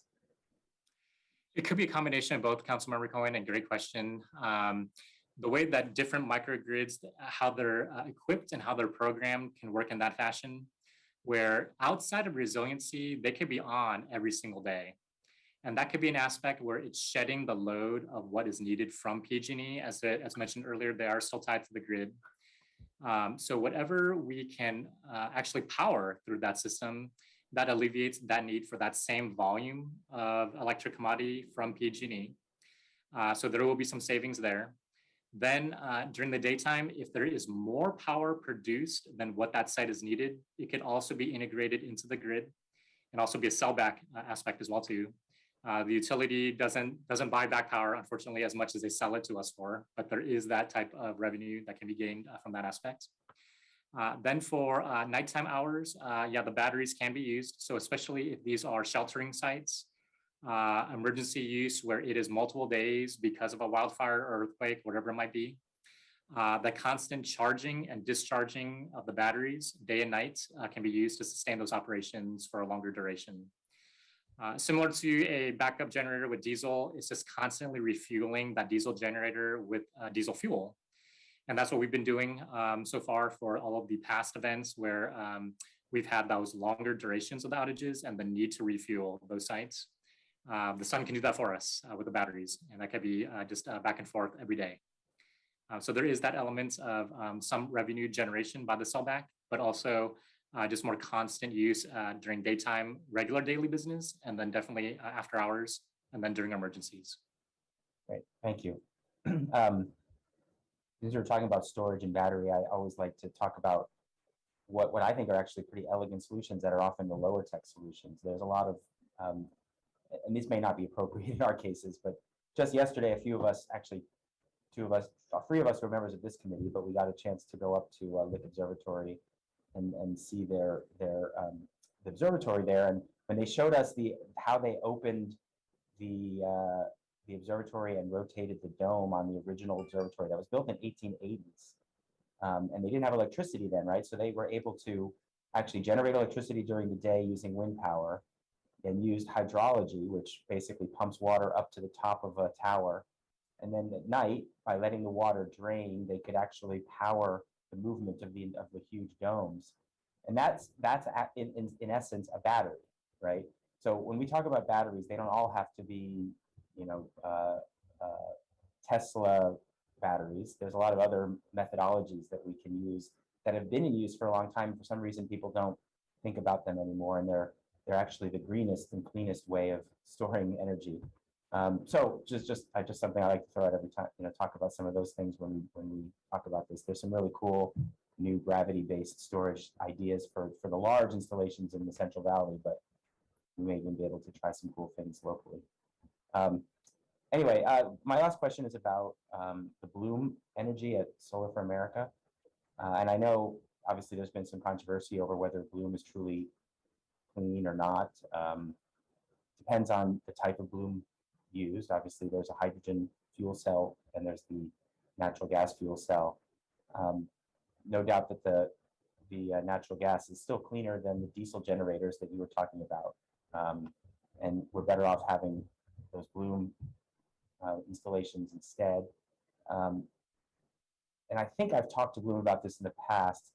I'm not sure I fully understand it, but over time, as hydrogen fuel becomes more available, their fuel cells are meant to be able to be used by both types of fuel. But is it, once you install one for natural gas, can they be upgraded or switched over so you could switch to a cleaner form of energy later? Great question, Councilmember Cohen. We'll have to do a little bit of research on that. If you change the fuel type within an existing system, there may be a conversion kit that will allow for that new fuel source to take in.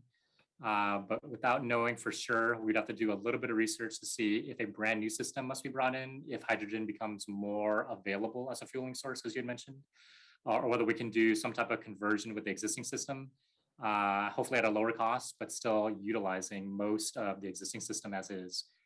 We can do some research and figure out how to switch between fuel sources and what that might mean for the existing equipment. And the purpose of the Bloom installation at Solar for America is for backup generation only, right? That's for in case of power outage because of ice and other needs there. Is that why they're installing that? The scope I'll have to look at as well to whether it is for only emergency access needs or whether that could also be a daily aspect just for normal daily operations. I will have to research that and provide a supplemental answer, Councilmember Cohen. Yeah, I'm curious what their use is. It's not that I'm suggesting that it be for daily, because if it's not purely clean, if it's not solar, and if it's not another source, 100% clean, I wouldn't think we'd want to use it as a daily source. So I'm just curious as to the purpose of that installation and why. At that site, it's I know a San Jose site. Is the cost of this something that's a shared cost with other entities that are helping fund this, or is this a city, specifically a city installation of that backup power there? That I am not sure as well too, unfortunately, Councilmember Cohen. So we will research that and get back to you whether it is solely on the city in terms of the base budget or any ad alternates, or whether this might be a shared cost with the operator for that site also. Yeah. Okay. All right. Yeah, it'd be interesting to know those questions. Thank you. Yeah, great questions. Thank you. Councilmember Esparza. Thanks. A couple of things. First off, just in the interest of transparency, I wanted to clarify for folks that might have questions. The Happy Hollow site was located and prioritized so that the energy could provide care for the animals. Is that correct, Walter? That's correct. Yeah. Animal care facilities were also included in the essential services list and critical facilities. That included Happy Hollow Park and Zoo and Emma Prush Farm. Thank you. That currently don't have, yes. Yeah, thanks. And that was really important because that was an issue during the flood. And so I just wanted to point that out for folks that might be following along and not sure. I wanted to, a couple more things. I wanted to sort of add my voice to Councilmember Peralez's questions. You know, I'm not familiar with all of the fire stations on the list. Obviously 16 is in District 7. It's a very high need, very busy community focused fire station, and fire station 3 and 8, I believe, are amongst the busiest fire stations in the city. And so, you know, and seeing the pump stations, I don't see anybody from OES on this presentation. Are they pursuing other grants for this? Great question, Councilmember Spires. They are, and they're notifying Public Works of those grant opportunities. In fact, one of them is a FEMA grant that was specifically allocated for the PSPS program. And that's where we're also looking at funding assistance, whether that can be for that police substation fueling island or for Fire Station 28. They've been very good in advising what is coming up or what is currently available from a grant perspective. They will coordinate that with us as well too within Public Works, and then we will formulate kind of a position. Are we qualified for the types of projects that we're considering? And is it worth pursuing that grant? And if so, then our team would get on that and review and then submit what we can for that particular opportunity. I think for the last FEMA brick, that was at the advice or guidance of OEM, and they shared that with us, and we pursued that last year. Thank you. And then just a last question, because this has been an issue in the past, I want to say with NSE committee, this was pre-COVID, and it's hard to remember that long.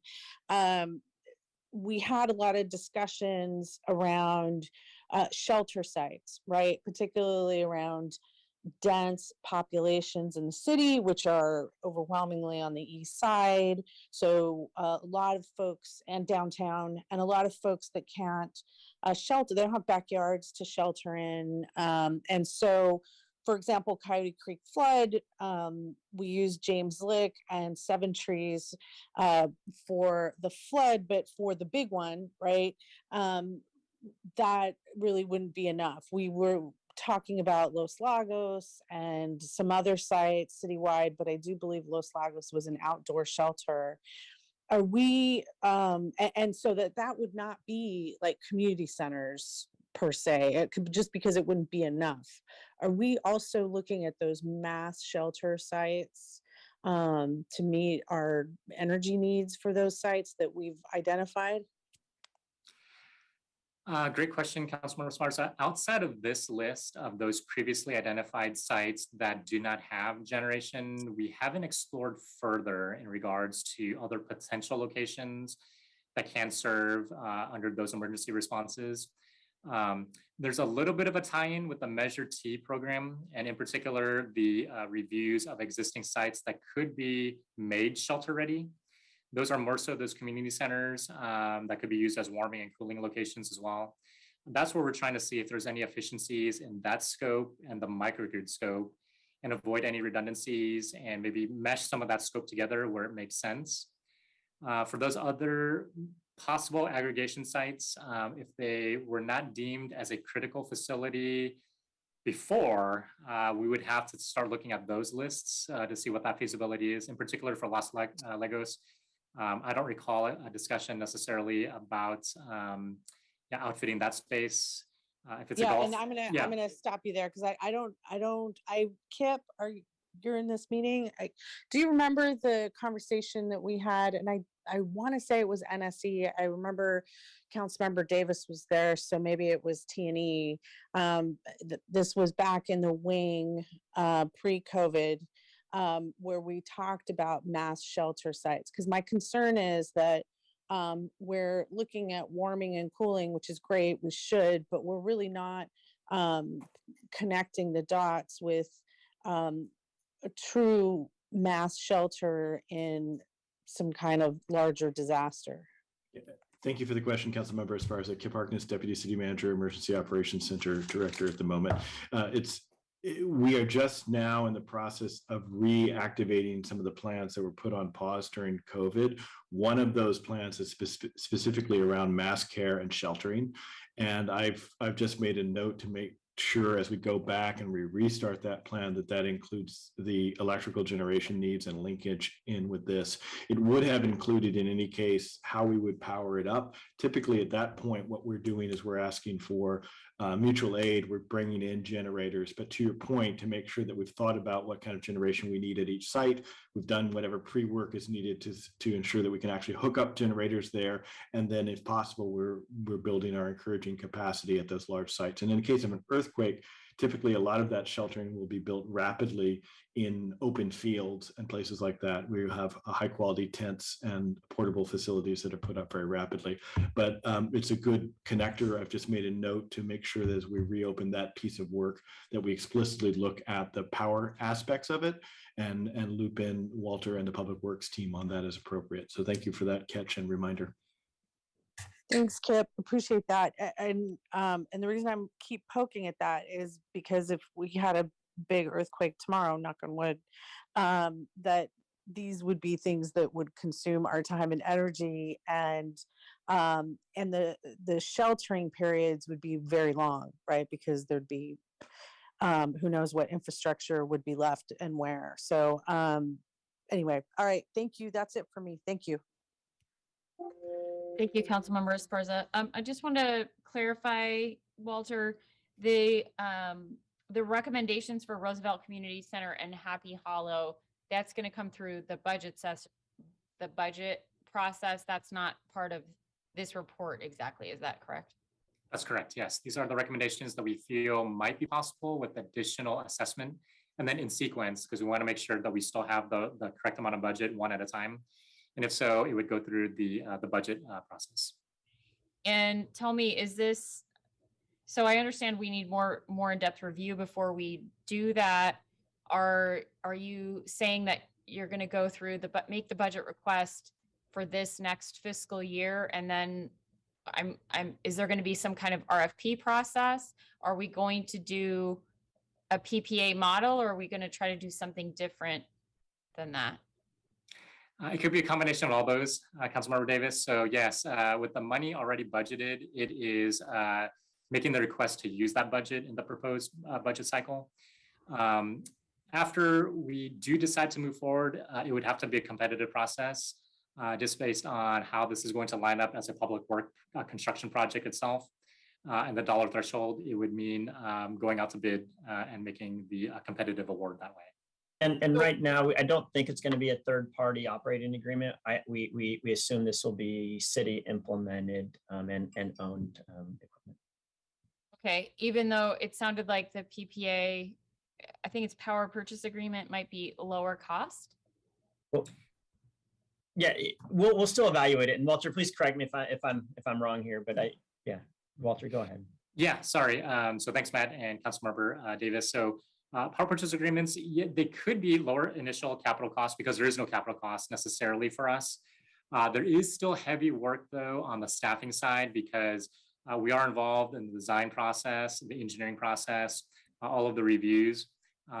We then look at the bid and award aspect, the permitting, inspection, everything.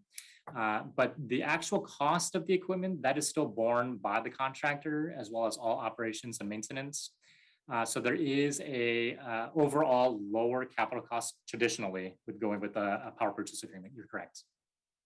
So why wouldn't we structure the RFP so that in a flexible way so that we can make it possible to do it as a PPA? Then couldn't we make our dollars go farther because we wouldn't be spending them on capital, we'd just be spending them on staff? Yeah, we'll evaluate that a little bit more. I had assumed on these that we had already decided internally, but that it would be more cost effective just to own it and not do a PPA. But I will revisit that assumption, and I may be wrong in that. So we'll absolutely, Councilmember, evaluate the pros and cons and costs and benefits of each method before we proceed with the actual projects.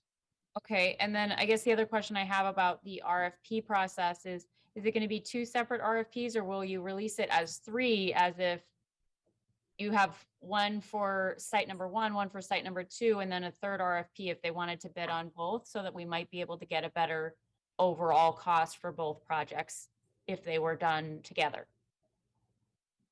Walter? That's a great question too. I don't think we've gone too far down the path of how we administer that scope and that bid. I guess there are avenues where we can consider, the bundled project together and seeing what types of financial strategies the contractor or the developer may bid, whether it's outright purchase, PPA, or other strategic aspects. Whether it's one at a time or bundled, we'll have to make that consideration. Again, we have a limited budget currently. And the idea was to see how one goes and maybe evaluate that entire process before continuing looking at the future, just to make sure that we're working out the glitches, working out the kinks, and trying to develop maybe a standard process for moving forward with those types of procurements. But you bring an interesting question, Councilmember Davis, whether there's advantages, maybe economies of scale as well, looking at a bundled approach.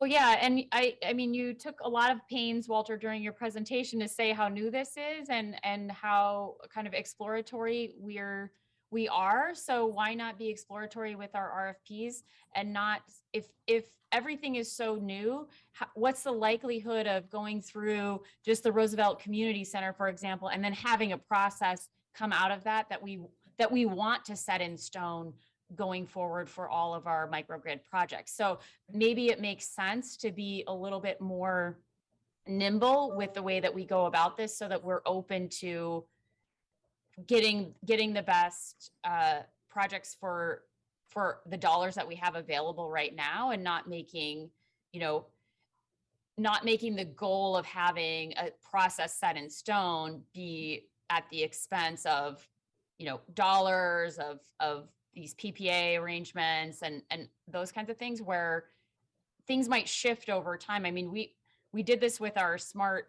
controllers, right? With the street lights, where we started out with a pilot. We didn't, that particular vendor wasn't really able to deliver. Then we had to go back, and we've kind of done it in a few different ways. But always kind of, I think we maybe, and Kit might disagree with me on this. I think we always expected at each step that the person we were dating was the person we were going to marry, and we maybe didn't allow for a little flexibility of like, well, we're going to date around a little bit. Kip's smiling, but he's not saying anything. So I don't know if he agrees with me or not, but I think that we should, if we're doing this and we know it's exploratory, then let's put it out like we're going to be dating around, not that we're looking to get married. Right. I think that's a great, yeah, that's a solid approach to Councilmember Davis, because also with any type of technology, you know, down the road, it tends to get better, it tends to get cheaper, and it tends to get smaller, which are all aspects that we want for our facilities, especially if there's space constraints and budget constraints as well. So maybe you're looking at the first project or so as maybe our pilot, learning from that, and then really developing a process moving forward on what works. What didn't work, we can enhance and then kind of get that moving. And maybe by then the technology has gotten better for us, and we're always then at the availability of the most state of the art that's available at that time. Yeah, and it makes sense. I mean, to me, it makes sense to start in these larger sites. Like Happy Hollow is so big. A microgrid that takes up 1,000 square feet is not going to be that big of a deal at Happy Hollow.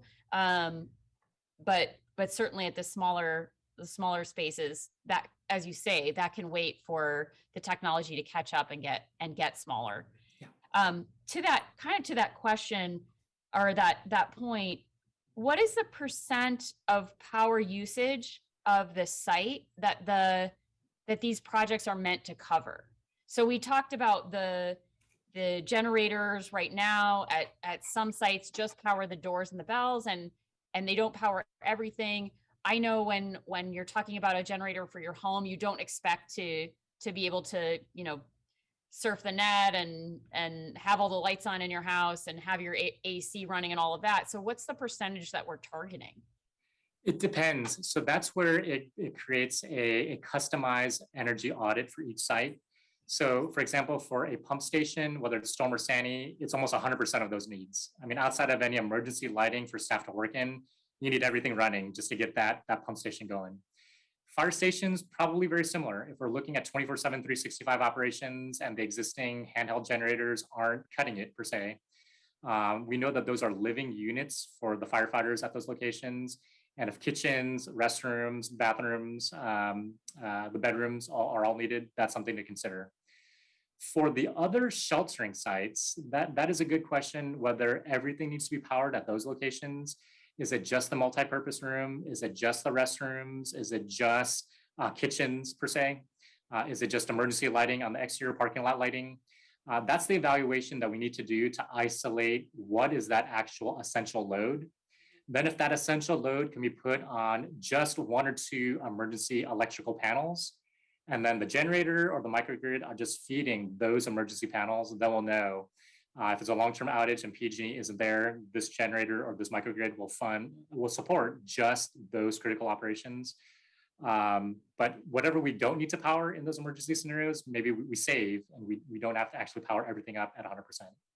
But without actually going through that deeper dive and identifying what those essential loads are, the cost and that percentage, that is unknown. Okay. Yeah, I'm interested to hear more about that as you go on, because I mean, just for my own plan, like emergency planning purposes, we don't expect to be able to use our kitchen. We just expect to be able to use our grill, right? And so we don't, if the refrigerator's working, that's golden. You want that, right? You want the fridge to keep working, but you don't necessarily need everything in the kitchen to be working. Right. So that it even goes deeper into kind of essential, like we can make sandwiches, whatever. We don't have to power our stove and the oven and the microwave, for example. Yes, very good points. And that's the approach that we're taking when we do these assessments. Okay, great. Thank you. that's it for my questions. We'll take well, I guess we already have the motion, so we'll take the vote on accepting the report. Lee, Aye. Morales, Yes. Esparza, Yes. Cohen, Aye. and Davis. Yes. Thank you. Thanks. We will move on to item D3, the city roadmap for regional transportation activities. Jessica, want to start us off? Absolutely. Good afternoon, everybody. Chair Davis, council members, and members of the public. This is our quarterly report on transportation activities throughout the region. These are our major projects with partners like the Valley Transportation Authority, Caltrans, Caltrain, the Metropolitan Transportation Commission, and like today, high-speed rail. Today, we have 2 items on the agenda and 4 speakers. First, we'll have Neil Ong and Zahir Gulzada with an overview of the U.S. Mayberry Berryessa Oakland Road Corridor Project, as well as high-speed rail with Boris Lipkin from the High-Speed Rail Authority and Brian Stanke. Before we continue, I'll just point out for the members of the committee and the public that this quarter, we also have a written report that includes these 2 projects, as well as all of the other major projects that we're working on with our partners. So I'd point everybody to that. That's an annual written report, and these are quarterly verbal presentations with PowerPoints. All right, and with that, I'm going to turn it over to Zahir. Thank you. Thank you, Jessica, and good afternoon, Chair Davis, committee members, and members of the public. Again, my name is Zahir Gulzada, Division Manager leading the grants and project delivery teams. Before I hand it off to Neil, I wanted to provide a summary of the goals of the Regional Highway Project Delivery Program. Our first goal is to modernize our existing infrastructure while ensuring that our projects are consistent with our general plan goals and policies. Second is to provide a safe, direct connection between communities and businesses divided by freeways. We achieve this by designing interchanges with safe, direct, multimodal crossings, reconnecting these communities. Third, to provide a safe connection to our trails and major bike ped corridors within our communities.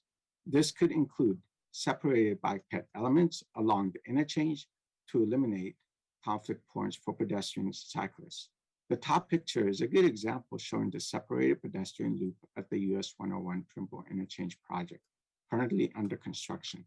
Lastly, we achieved this by using complete street design guidelines and where feasible, providing full separation between vehicles and people walking and biking. With that, I'll turn it over to Neil to highlight the US 101 Mayberry Berryessa Oakland Road Corridor Project. Thank you. Thanks, Zahir. Again, Neil Ong, Senior Engineer, leading the efforts on the Mayberry Berryessa Oakland project. The project team also includes Associate Engineer Joe Nguyen and Engineer Kay Ruan. First, some project background for those not familiar with the project. This project has a long history, with it first being proposed in the late 80s, early 90s. However, due to other regional and city-wide priorities, along with funding constraints, the project hadn't advanced beyond preliminary studies. Since then, as seen on the graphic, a lot of growth has occurred in the area, with the new Berryessa BART station open, as well as the planned urban village and new developments proposed at the flea market and Ficino sites. We also have multimodal goals with regional bike plans and the Berryessa Multimodal Transportation Improvement Plan. With the expected growth in the area, there is also an expected increase of congestion to occur on local roadways and existing interchanges that will need to be improved. Therefore, we see this as a critical time to advance this project.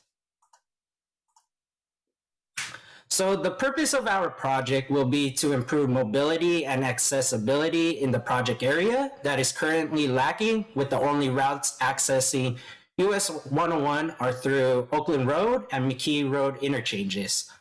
We also want to reduce congestion on our local streets caused by both the indirect routes from the mentioned interchanges, as well as planned developments and projected future growth occurring with the project area.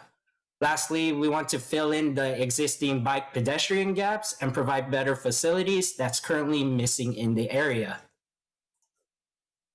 So what are we proposing for this project? Originally, the proposed project to construct an interchange at Mayberry.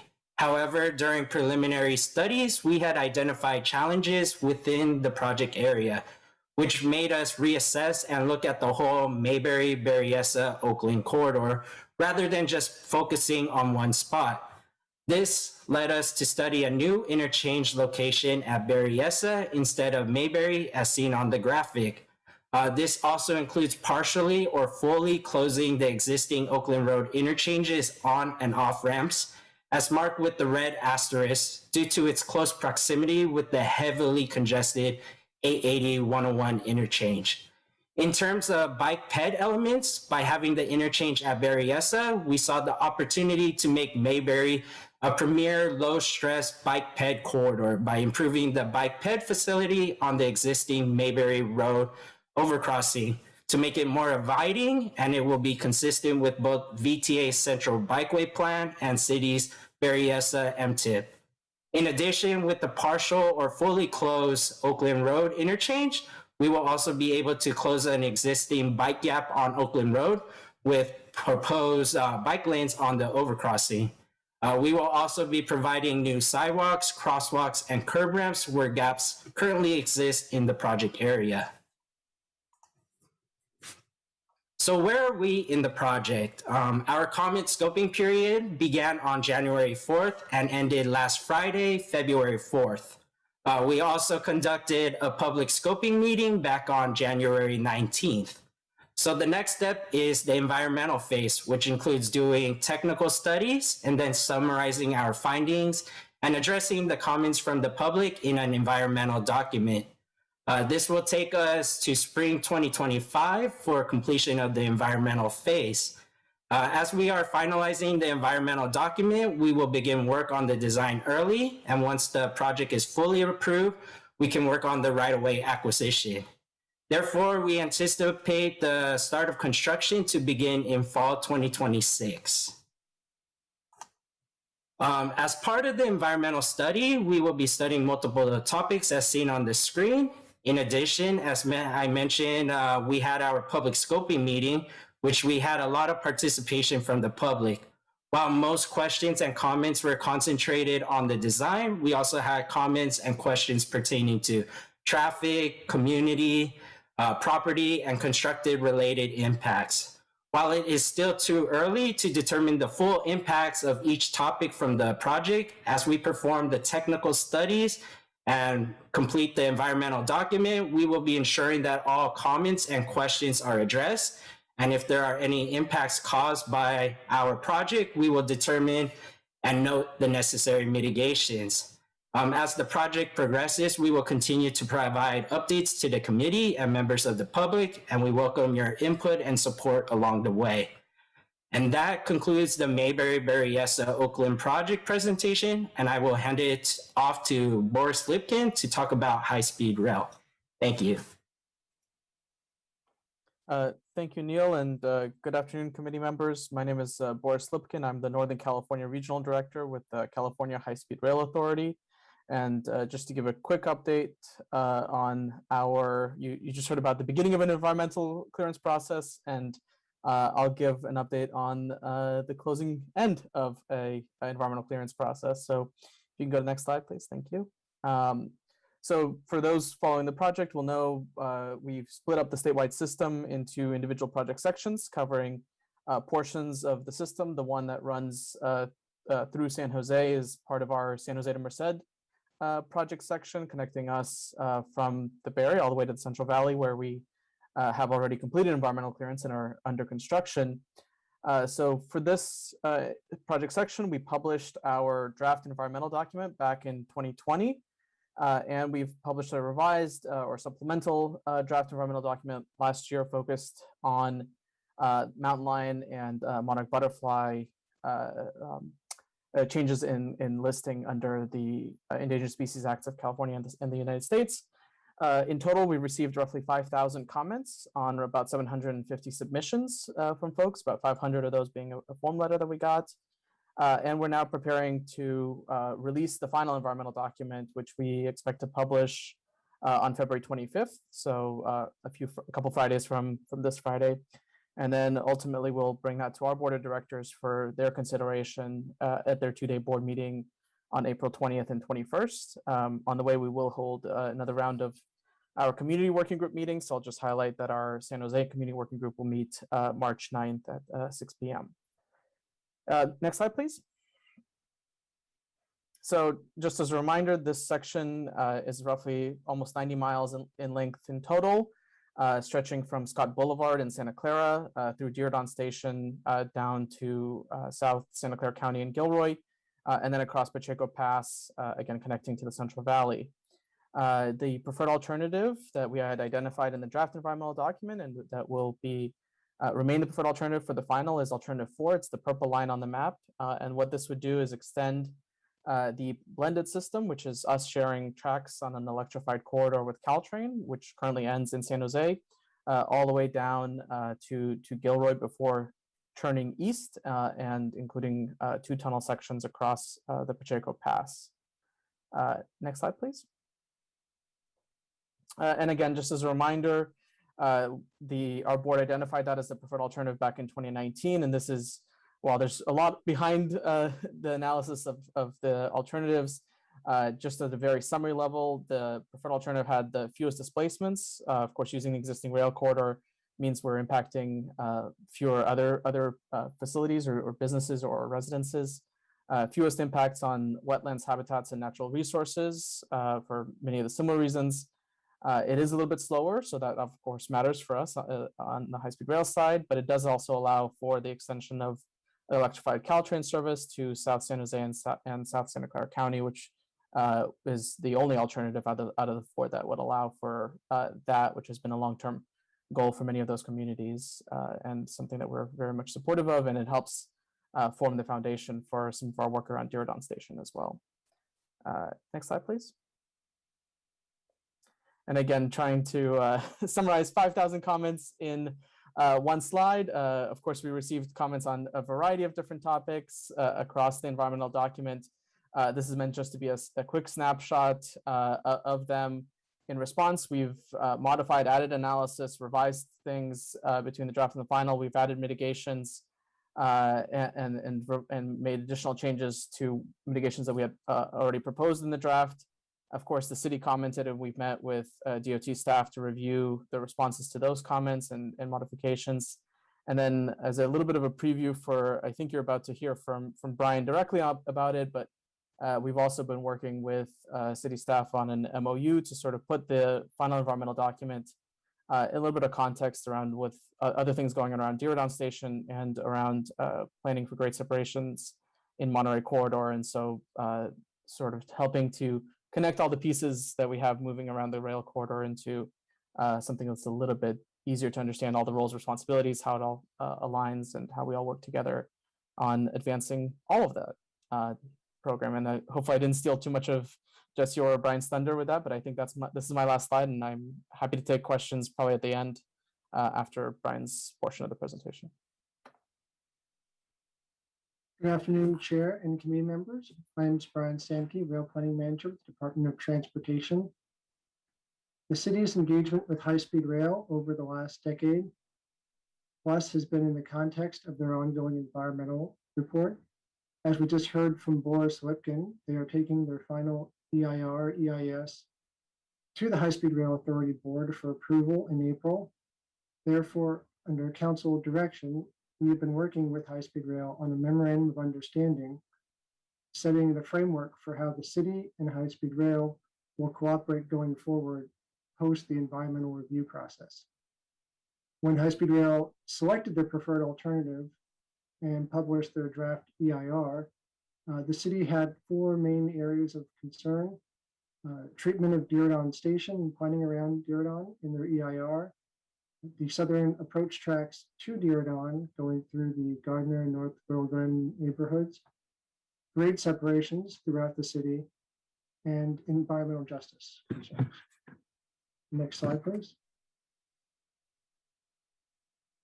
The MOU will lay out areas of agreement, priorities for future work, and the roles and responsibilities of each agency in some of these areas. These include both agencies' shared commitments to continuing to advance both the high-speed rail program and the Diversion integrated station effort.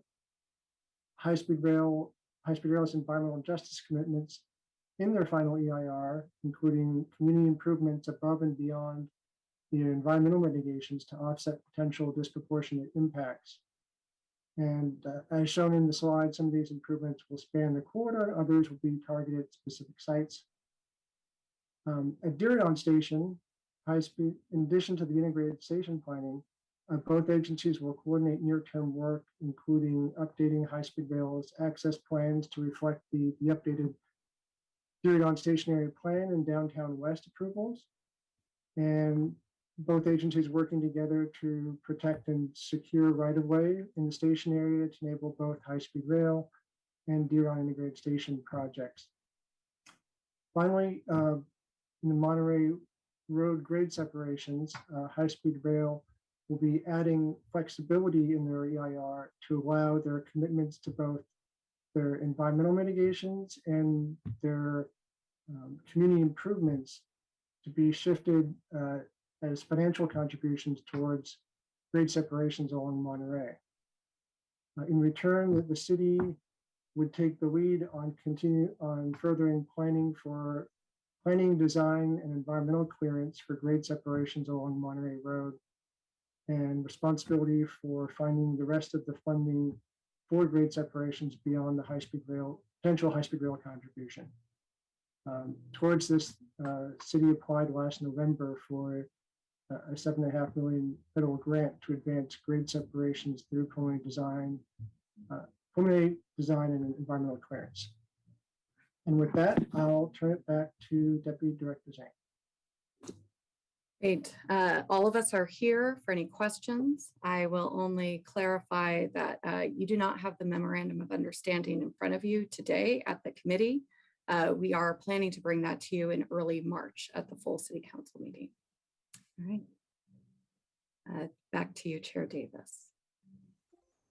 Thank you. I was just going to ask, and before I forget, Jessica and Brian, I'd like a briefing on that before it goes to the full council. We'll go to members of the public first for comment. Tessa? Thank you very much, Chair Davis. You're doing a good job of coordinating this meeting. Tessa Woodmansey. I guess the issue with our roads are very frustrating to me as we face, well, the main issue, of course, the thing we have to always talk about is our climate crisis. But what's happening on our roads in terms of our, we're calling it a manslaughter. That right now there's been 12 people that died on our roads. And Tessa, that's a comment for open forum. Please keep it to. Well, I know it's related to this expansion and the pedestrian corridor or high-speed rail. No, well, the pedestrian corridor. It's really to deal with this Highway 101, what we're on ramps or whatever's happening at Berryessa and Mayberry, and it's to deal with the on ramps, and it's dealing with our monies going towards improving, quote unquote, our freeway system, and that has got to stop. And that's where all of our monies need to go to make our streets safe for pedestrians and for bicyclists. And the reason is that the what's happening in reality, just look up, as you'd say, is that we are on the verge of going extinct along with the 6 million other species, or we're in the 6th mass extinction, the rest of all species on Earth. So the ones that I want to save are the bicyclists and the pedestrians, because those are the good people. And the ones that are in their cars are the ones that are bringing us to the devastation that we're facing right now. And so I have no interest in putting any money towards that. Even the public transportation is, and that's what my husband as a biologist is saying now, he's rethinking, he said, and so that's high-speed rail, putting our fossil fuels into high-speed rail, because really we need to have a hyper-local lifestyle, hyper-local economy, no driving, no flying, and no moving. Thank you. Next speaker, phone number ending in 8357. I think that's Paul.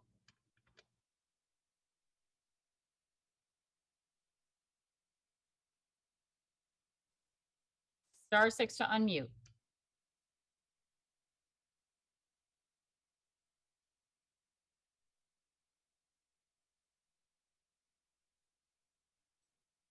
Okay, we can't hear you, caller 8357. We're going to go on to Edgar and we'll try you again. Edgar? Yeah, just I guess I was hoping for some clarification. First, I guess kudos to any pedestrian and bicycling improvements, specifically around the highways. There was mention for the Berryessa project that they were gonna add a lane in the map. Hold on, I had this screenshotted. Yeah, so it looks like there's gonna be an added lane on commercial and heading. Hopefully that's not for cars, because that would kind of negate the whole purpose of this. In addition to that, I was curious if y'all are connecting to the Indian Health Center to get some feedback for, this whole concept project. They likely have a very large community that would provide excellent feedback for this.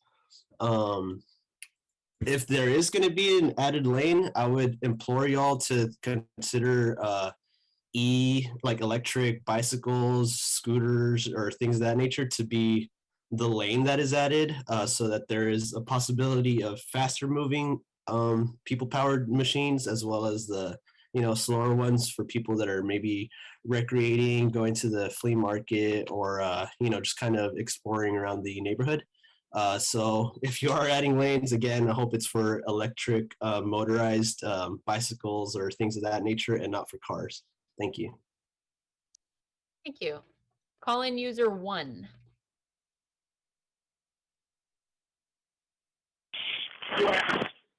You're never going to have enough money to do this or to keep it going.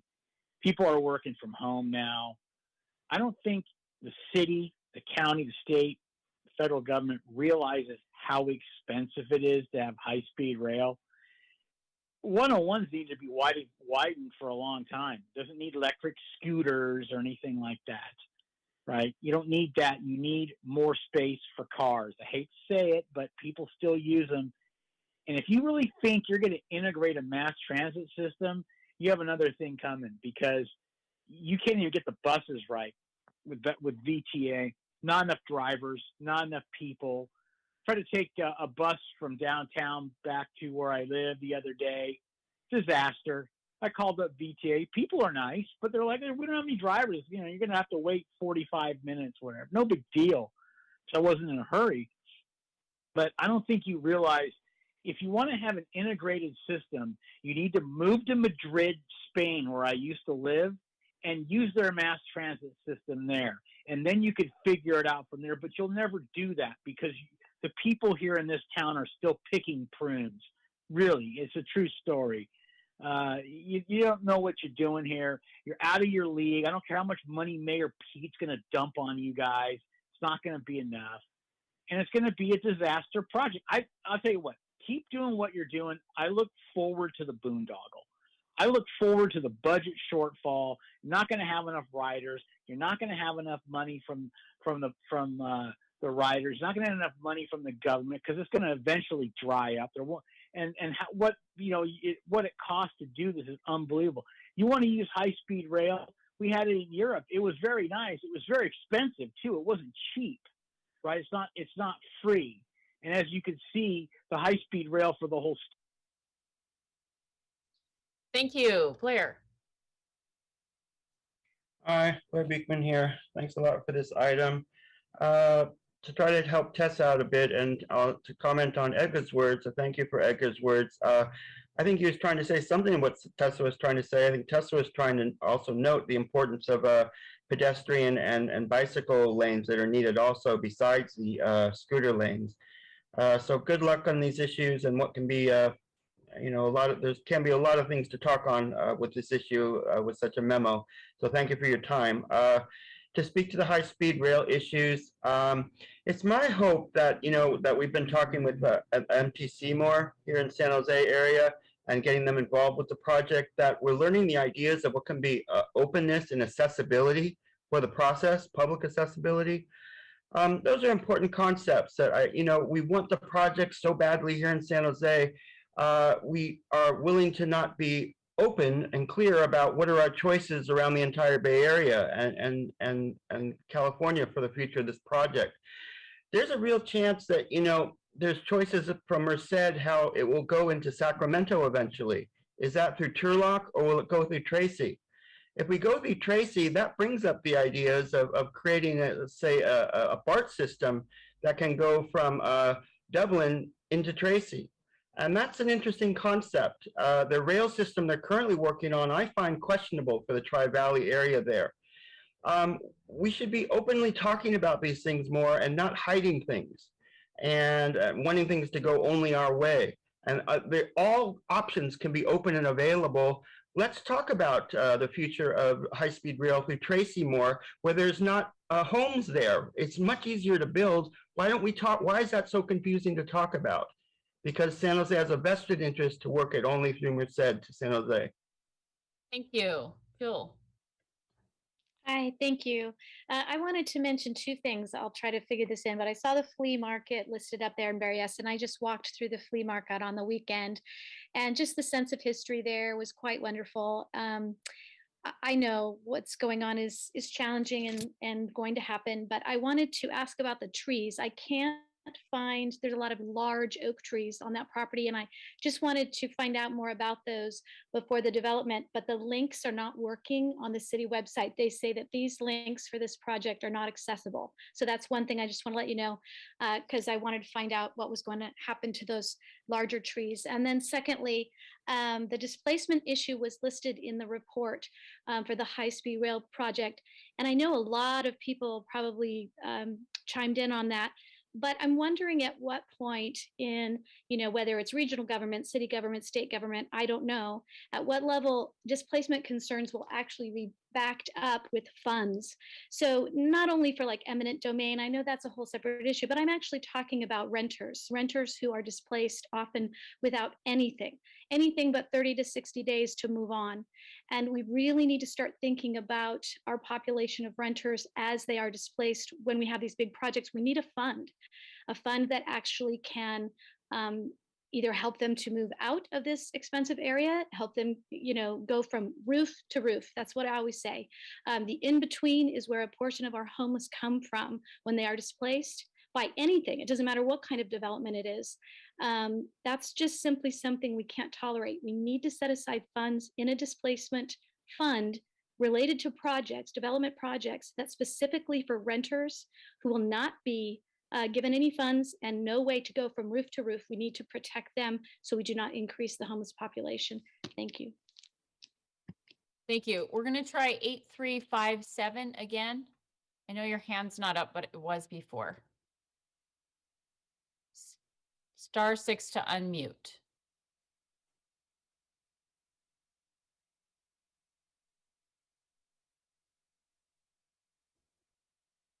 Okay, it's not working. Sorry you're having technical issues today, Paul. We will go back to the council. Councilmember Esparza.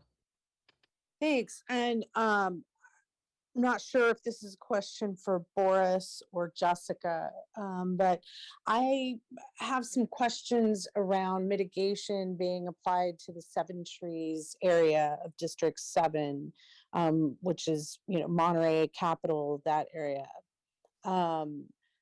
So can I get some clarification on that now, or should we take that offline? Hi, Councilmember. Maybe I can jump in, and obviously, Jess, if I miss anything, please add in as well. I think this question has come up, and if we haven't, we can definitely follow up with your office about specifics. I think at a general level, what I remember from where Seven Trees is, it's a little bit further away from the rail corridor, so I think our impacts are a little bit less. But we can certainly follow up with you on the specifics in that area as we publish the final environmental document. Yeah, and I'd love to coordinate with our own department as well. Seven Trees is an extremely overcrowded and very high needs part of the community. And it is definitely affected by things that happen on Monterey Road. And so would love to have that conversation later. Thank you. That's it for me, Chair. Thank you. Absolutely. Thank you. Councilmember Cohen. Yeah, I would just like to thank you for the overview. As you know, the 101 Mayberry-Berryessa project is really important to the northern part of the city, and I was excited to see the moving on to the scoping phase last month. The only question I'll make, it probably more just in frustration more than anything else. I know these things take a lot of time. I know there's a lot of work to do to figure out exactly how this is going to work. Only one member of this committee will even be on council when construction starts under the current timeline. So, I don't know if it's really a question I want answered, but obviously that EIR stage takes 3 years, and I'm just always curious as to whether there's any potential shortening of the timeline available. And then my second, I think I heard you say, Jessica, that we shouldn't ask any questions about funding at this point. Is that what I heard you say? That we shouldn't talk about the funding portion of it? Oh, well, maybe from a process perspective, you can always ask questions about no. I'm saying that actually what I should say is I actually kind of tuned out for a second and I heard you say that and I thought, did I hear that correctly? I mean, I won't ask if that's what you said, but Oh, no. So I think one of the things is that Zahir and Neil can go into it further. The environmental process is part of where we look at the alternatives and the designs. And so I don't recall saying anything specifically about the funding, but if I did, it may have been related to the fact that we won't have a great sense of the final dollar amounts, right? Right now, for example, what we used in our application for Measure B is kind of the highest estimate for the biggest project that we think is possible, right? So we'll be able to say more about funding needs and potential. Yeah, and I fully appreciate there's a lot of complexity to this, and it's a whole area-wide plan, and we've had conversations about this before. So I appreciate the amount of work that has to go in to getting it ready. And I think I've also mentioned this before, that it's important, I think, to think about the phases that can be done in advance if certain elements are identified. So given there's some upgrades on areas like Commercial and Mayberry and Taylor that may not end up right at the interchange, but in terms of stoplight additions, bike lanes, widening of roads, waiting until 2026, 27 for some of those elements that might actually improve the safety and circulation in the area, I feel isn't necessary. And I know that this is considered one large project, but the idea that we might be able to say, here's a few things we know will have to happen, and we can get them done earlier, so that all that's left is the interchange, the work with Caltrans, the complex improvement at 101 Berryessa, and maybe that's something we should consider. Councilmember Cohen, if I can add, we look for every opportunity to shorten the schedule. A good example that I'll give you is that we've been, for the last 2 years, not on this project, but on our Zanko project, we've been negotiating with Caltrans on phasing the project in so that we could do exactly what you're saying, which is to build some of these elements ahead of time. And we'll continue to do that with this project. We have a uphill battle with in terms of the process, but I think we have partners that we can work with that can make it a reality. We just need to work with them and get the things that we have identified as important in place. So certainly we've been on that trajectory without hesitation on all of our projects. And I know there's obviously a putting together the funding plan is going to be part of that. You said it's the worst case scenario in the report. That's $227 million is the cost of the project. As far as I can tell, based on the various sources of revenue so far, there might be about 60 to 70 currently set aside for the project. So we're still far short. Do we have a feeling of how that's going to how we're going to be able to piece that together, and is our timeline such that it's going to be too late for some of the infrastructure money that the federal government has put out there? No, I can take that question, Jessica. At this point, I think we're right on kind of that cusp of with the federal infrastructure money and the regulations coming out and the process of how to attain that funding. We're in line with this project. I think the high estimate is just to make sure that we put a number out there that is representative of worst case scenario here.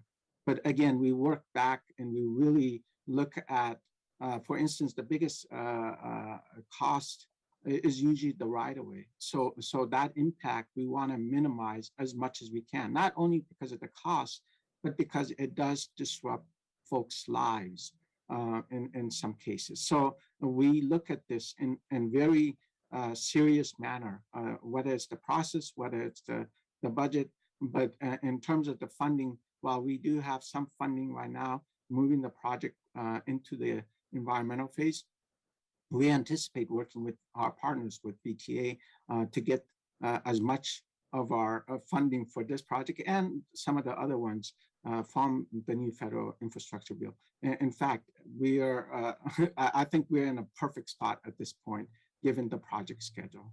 These fundings do take a long time to come down as well. That's good. It's good to hear. Obviously this is an important choke point, 101-880, and even though this isn't directly addressing 101-880, I think that it is true that those open road ramps are a big problem at the 101-880 interchange, and this could make a big difference. And of course, the delicate nature of trying to do this without making things even worse for 2 years, I can imagine, is quite it's quite a challenge. So I appreciate all of the. And we would definitely need help with your office to make all of this happen. And I will say this isn't actually in District 4; it's in District 3, but it's very important in District 4. So I'll be as involved as necessary. But we'll let Councilmember Perales' successor have to deal with the hardest parts of it. But that's what I'll say.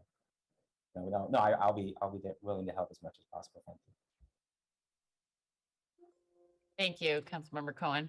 I have questions about high-speed rail. Unsurprisingly, Boris probably knows this question is coming. How is it going with the negotiations with UP? Because all of this talk about Monterey Road and grade separations don't really matter if we don't have any kind of right-of-way access south of Tamian.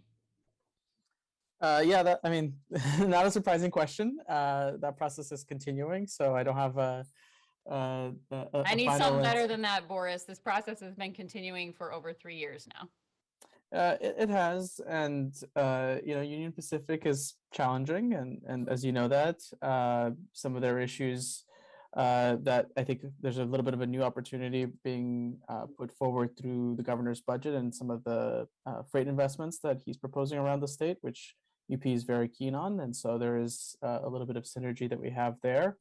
And I guess the other are those freight investments contingent on this right-of-way access?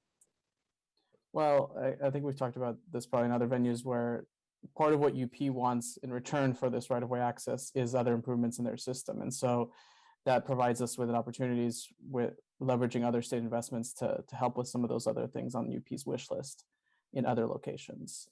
Is the federal government or any of the departments involved in this negotiation in any way? Not directly. The CalSTA obviously is in a very deep way, because some of what we're talking about is well outside of our agency's purview. I mean, we're very focused on the San Jose to Gilroy piece of this, but that's not the only piece of it. In terms of the San Jose to Gilroy piece, UP is very well aware of what we're proposing there, and I don't expect them to raise any flags, when it comes to approving the environmental document, which if we weren't well advanced in the process of this negotiation, they would, because that's their general MO. But so that's what I have for you. I mean, it's complicated and challenging, and but this is an important step in allowing all of that to happen. And yes, there's more work to do. There's more work to do on a lot of this stuff. Is NURIA is not involved in this? FRA, FTA are not involved in this in any way? Well, I mean, FRA is our federal partner, You know, But they're are they involved. helping with the negotiations? Because they are heavier than high-speed rail and they're heavier than CalSTA. Certainly. We need a they- heavy. This is taking too long. Fair enough. I mean, I can certainly take that back as a recommendation, suggestion of what role they can play. But so far, as a factual matter, it has been CalSTA and the authority leading the effort. Okay. All right. Thank you. And I'll take my questions about the MOU offline. I do want a full briefing on that from you, Jessica and Brian. I will have many more detailed questions, but it's getting late, so I'll leave those for later. Councilmember Perales.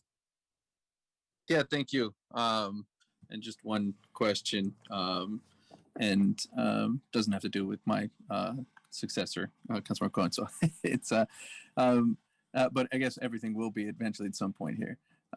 So the Time is getting short, Councilmember Perales. Yes. So the VTA funds that were reallocated from CHARCOT, just kind of curious on a status update on those, and then the remaining 27.5 million that you know, the lobbying efforts that we'll have on those. So just kind of curious, and if there is no, if it's too early, if there's no report yet, if staff can report back on that in the future. Sure, absolutely. We can do a quick version today, which is informational, especially for the public, that in December, VTA moved 9.5 million to the Zanker 101 crossing and this Berryessa Mayberry 101 Oakland project. So to those two, it hasn't been divvied up between the two at this point.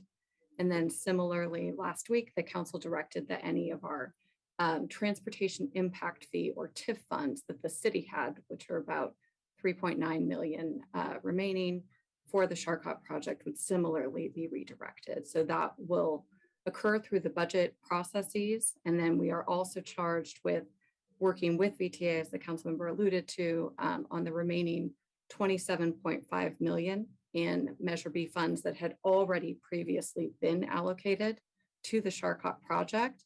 And so the VTA staff has indicated that can and should be reviewed the next time they take the highway program forward to the VTA board. So we don't have a date for that at this point, but that is the process for all those funding. Thank you. Thank you. That was it. Thank you. All right. Do we need a motion to accept this report? I think. I'll move to accept the report. Thank you. Second, is there anyone? Second. All right. Thanks, Councilmember Perales. All right. We'll take a vote to accept the report. Foley, Aye.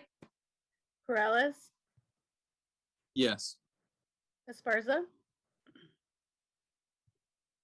Cohen, Aye. and Davis. Yes. Thank you. Thank you. We'll move on to open forum. Tessa? Oh, okay. Thank you so much.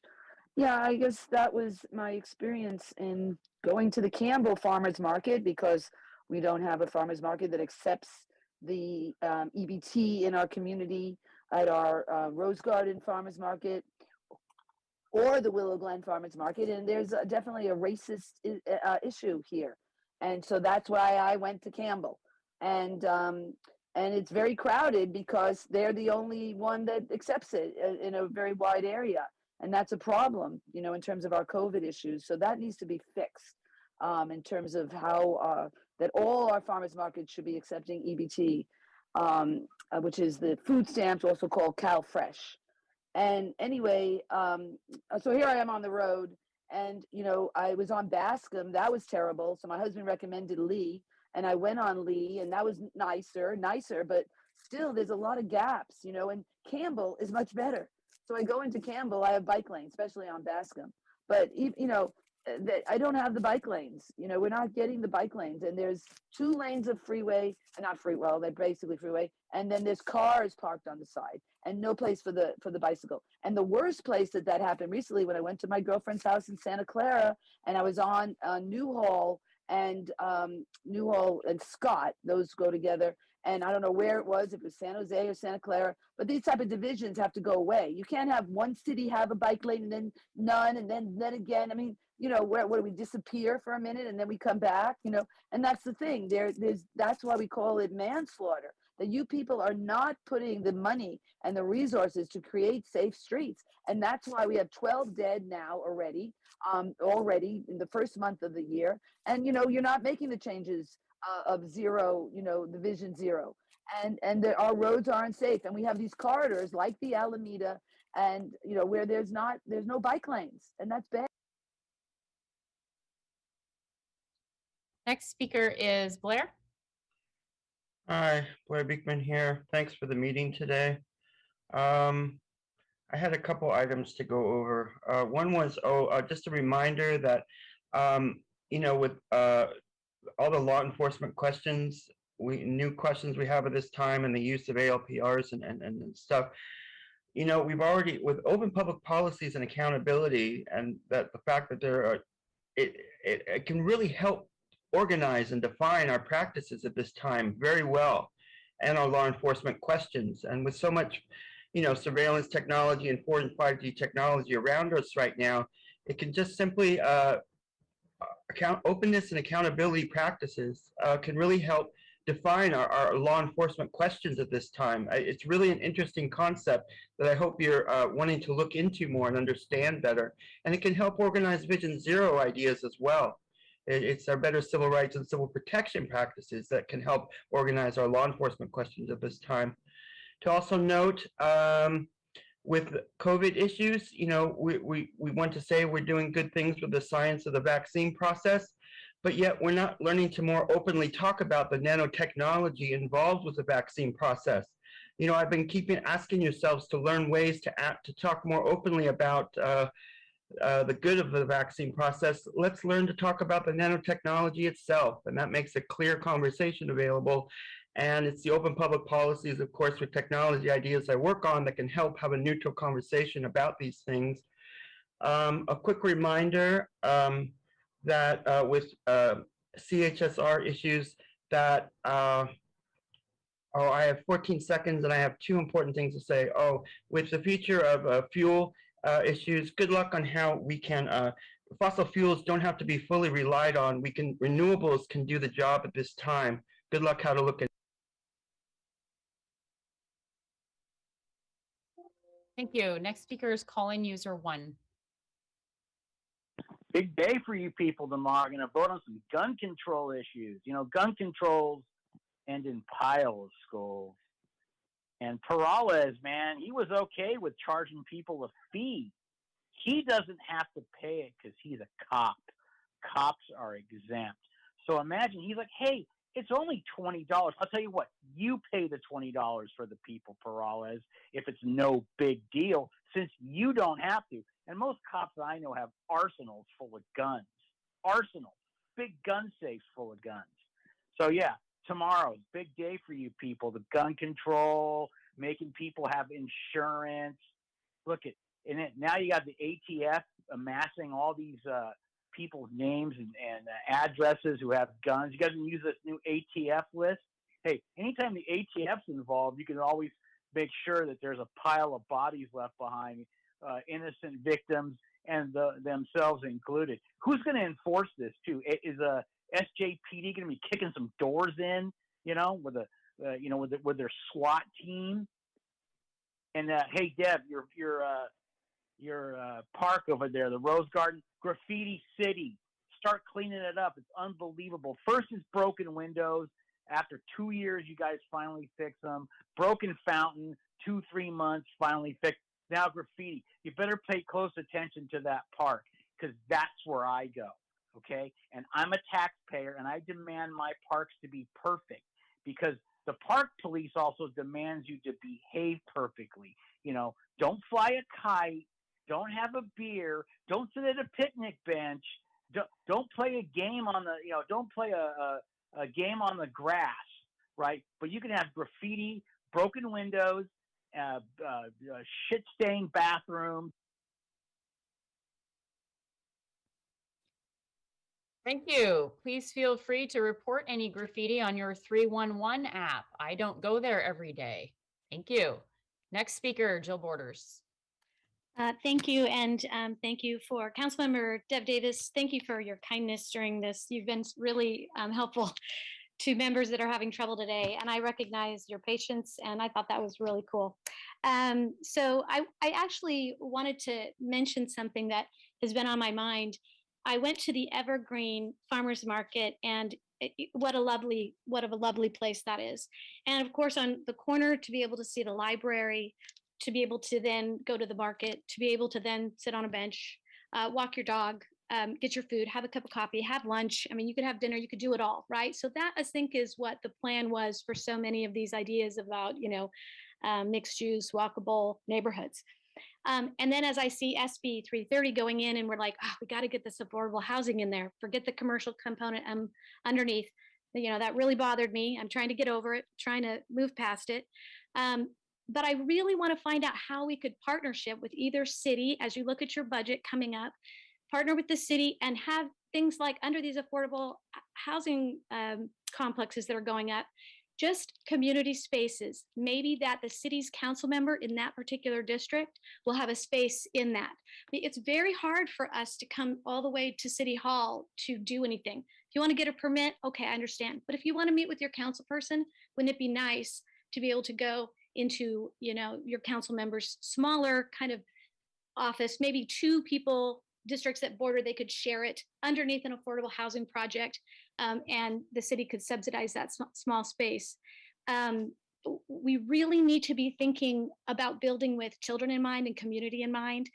We plan on having this big growth, and this economic development, but we need to not lose sight of these smaller things like micro libraries, city council members being close to our residents, things of this nature. Thank you. Thank you. That's our final speaker. The meeting is adjourned.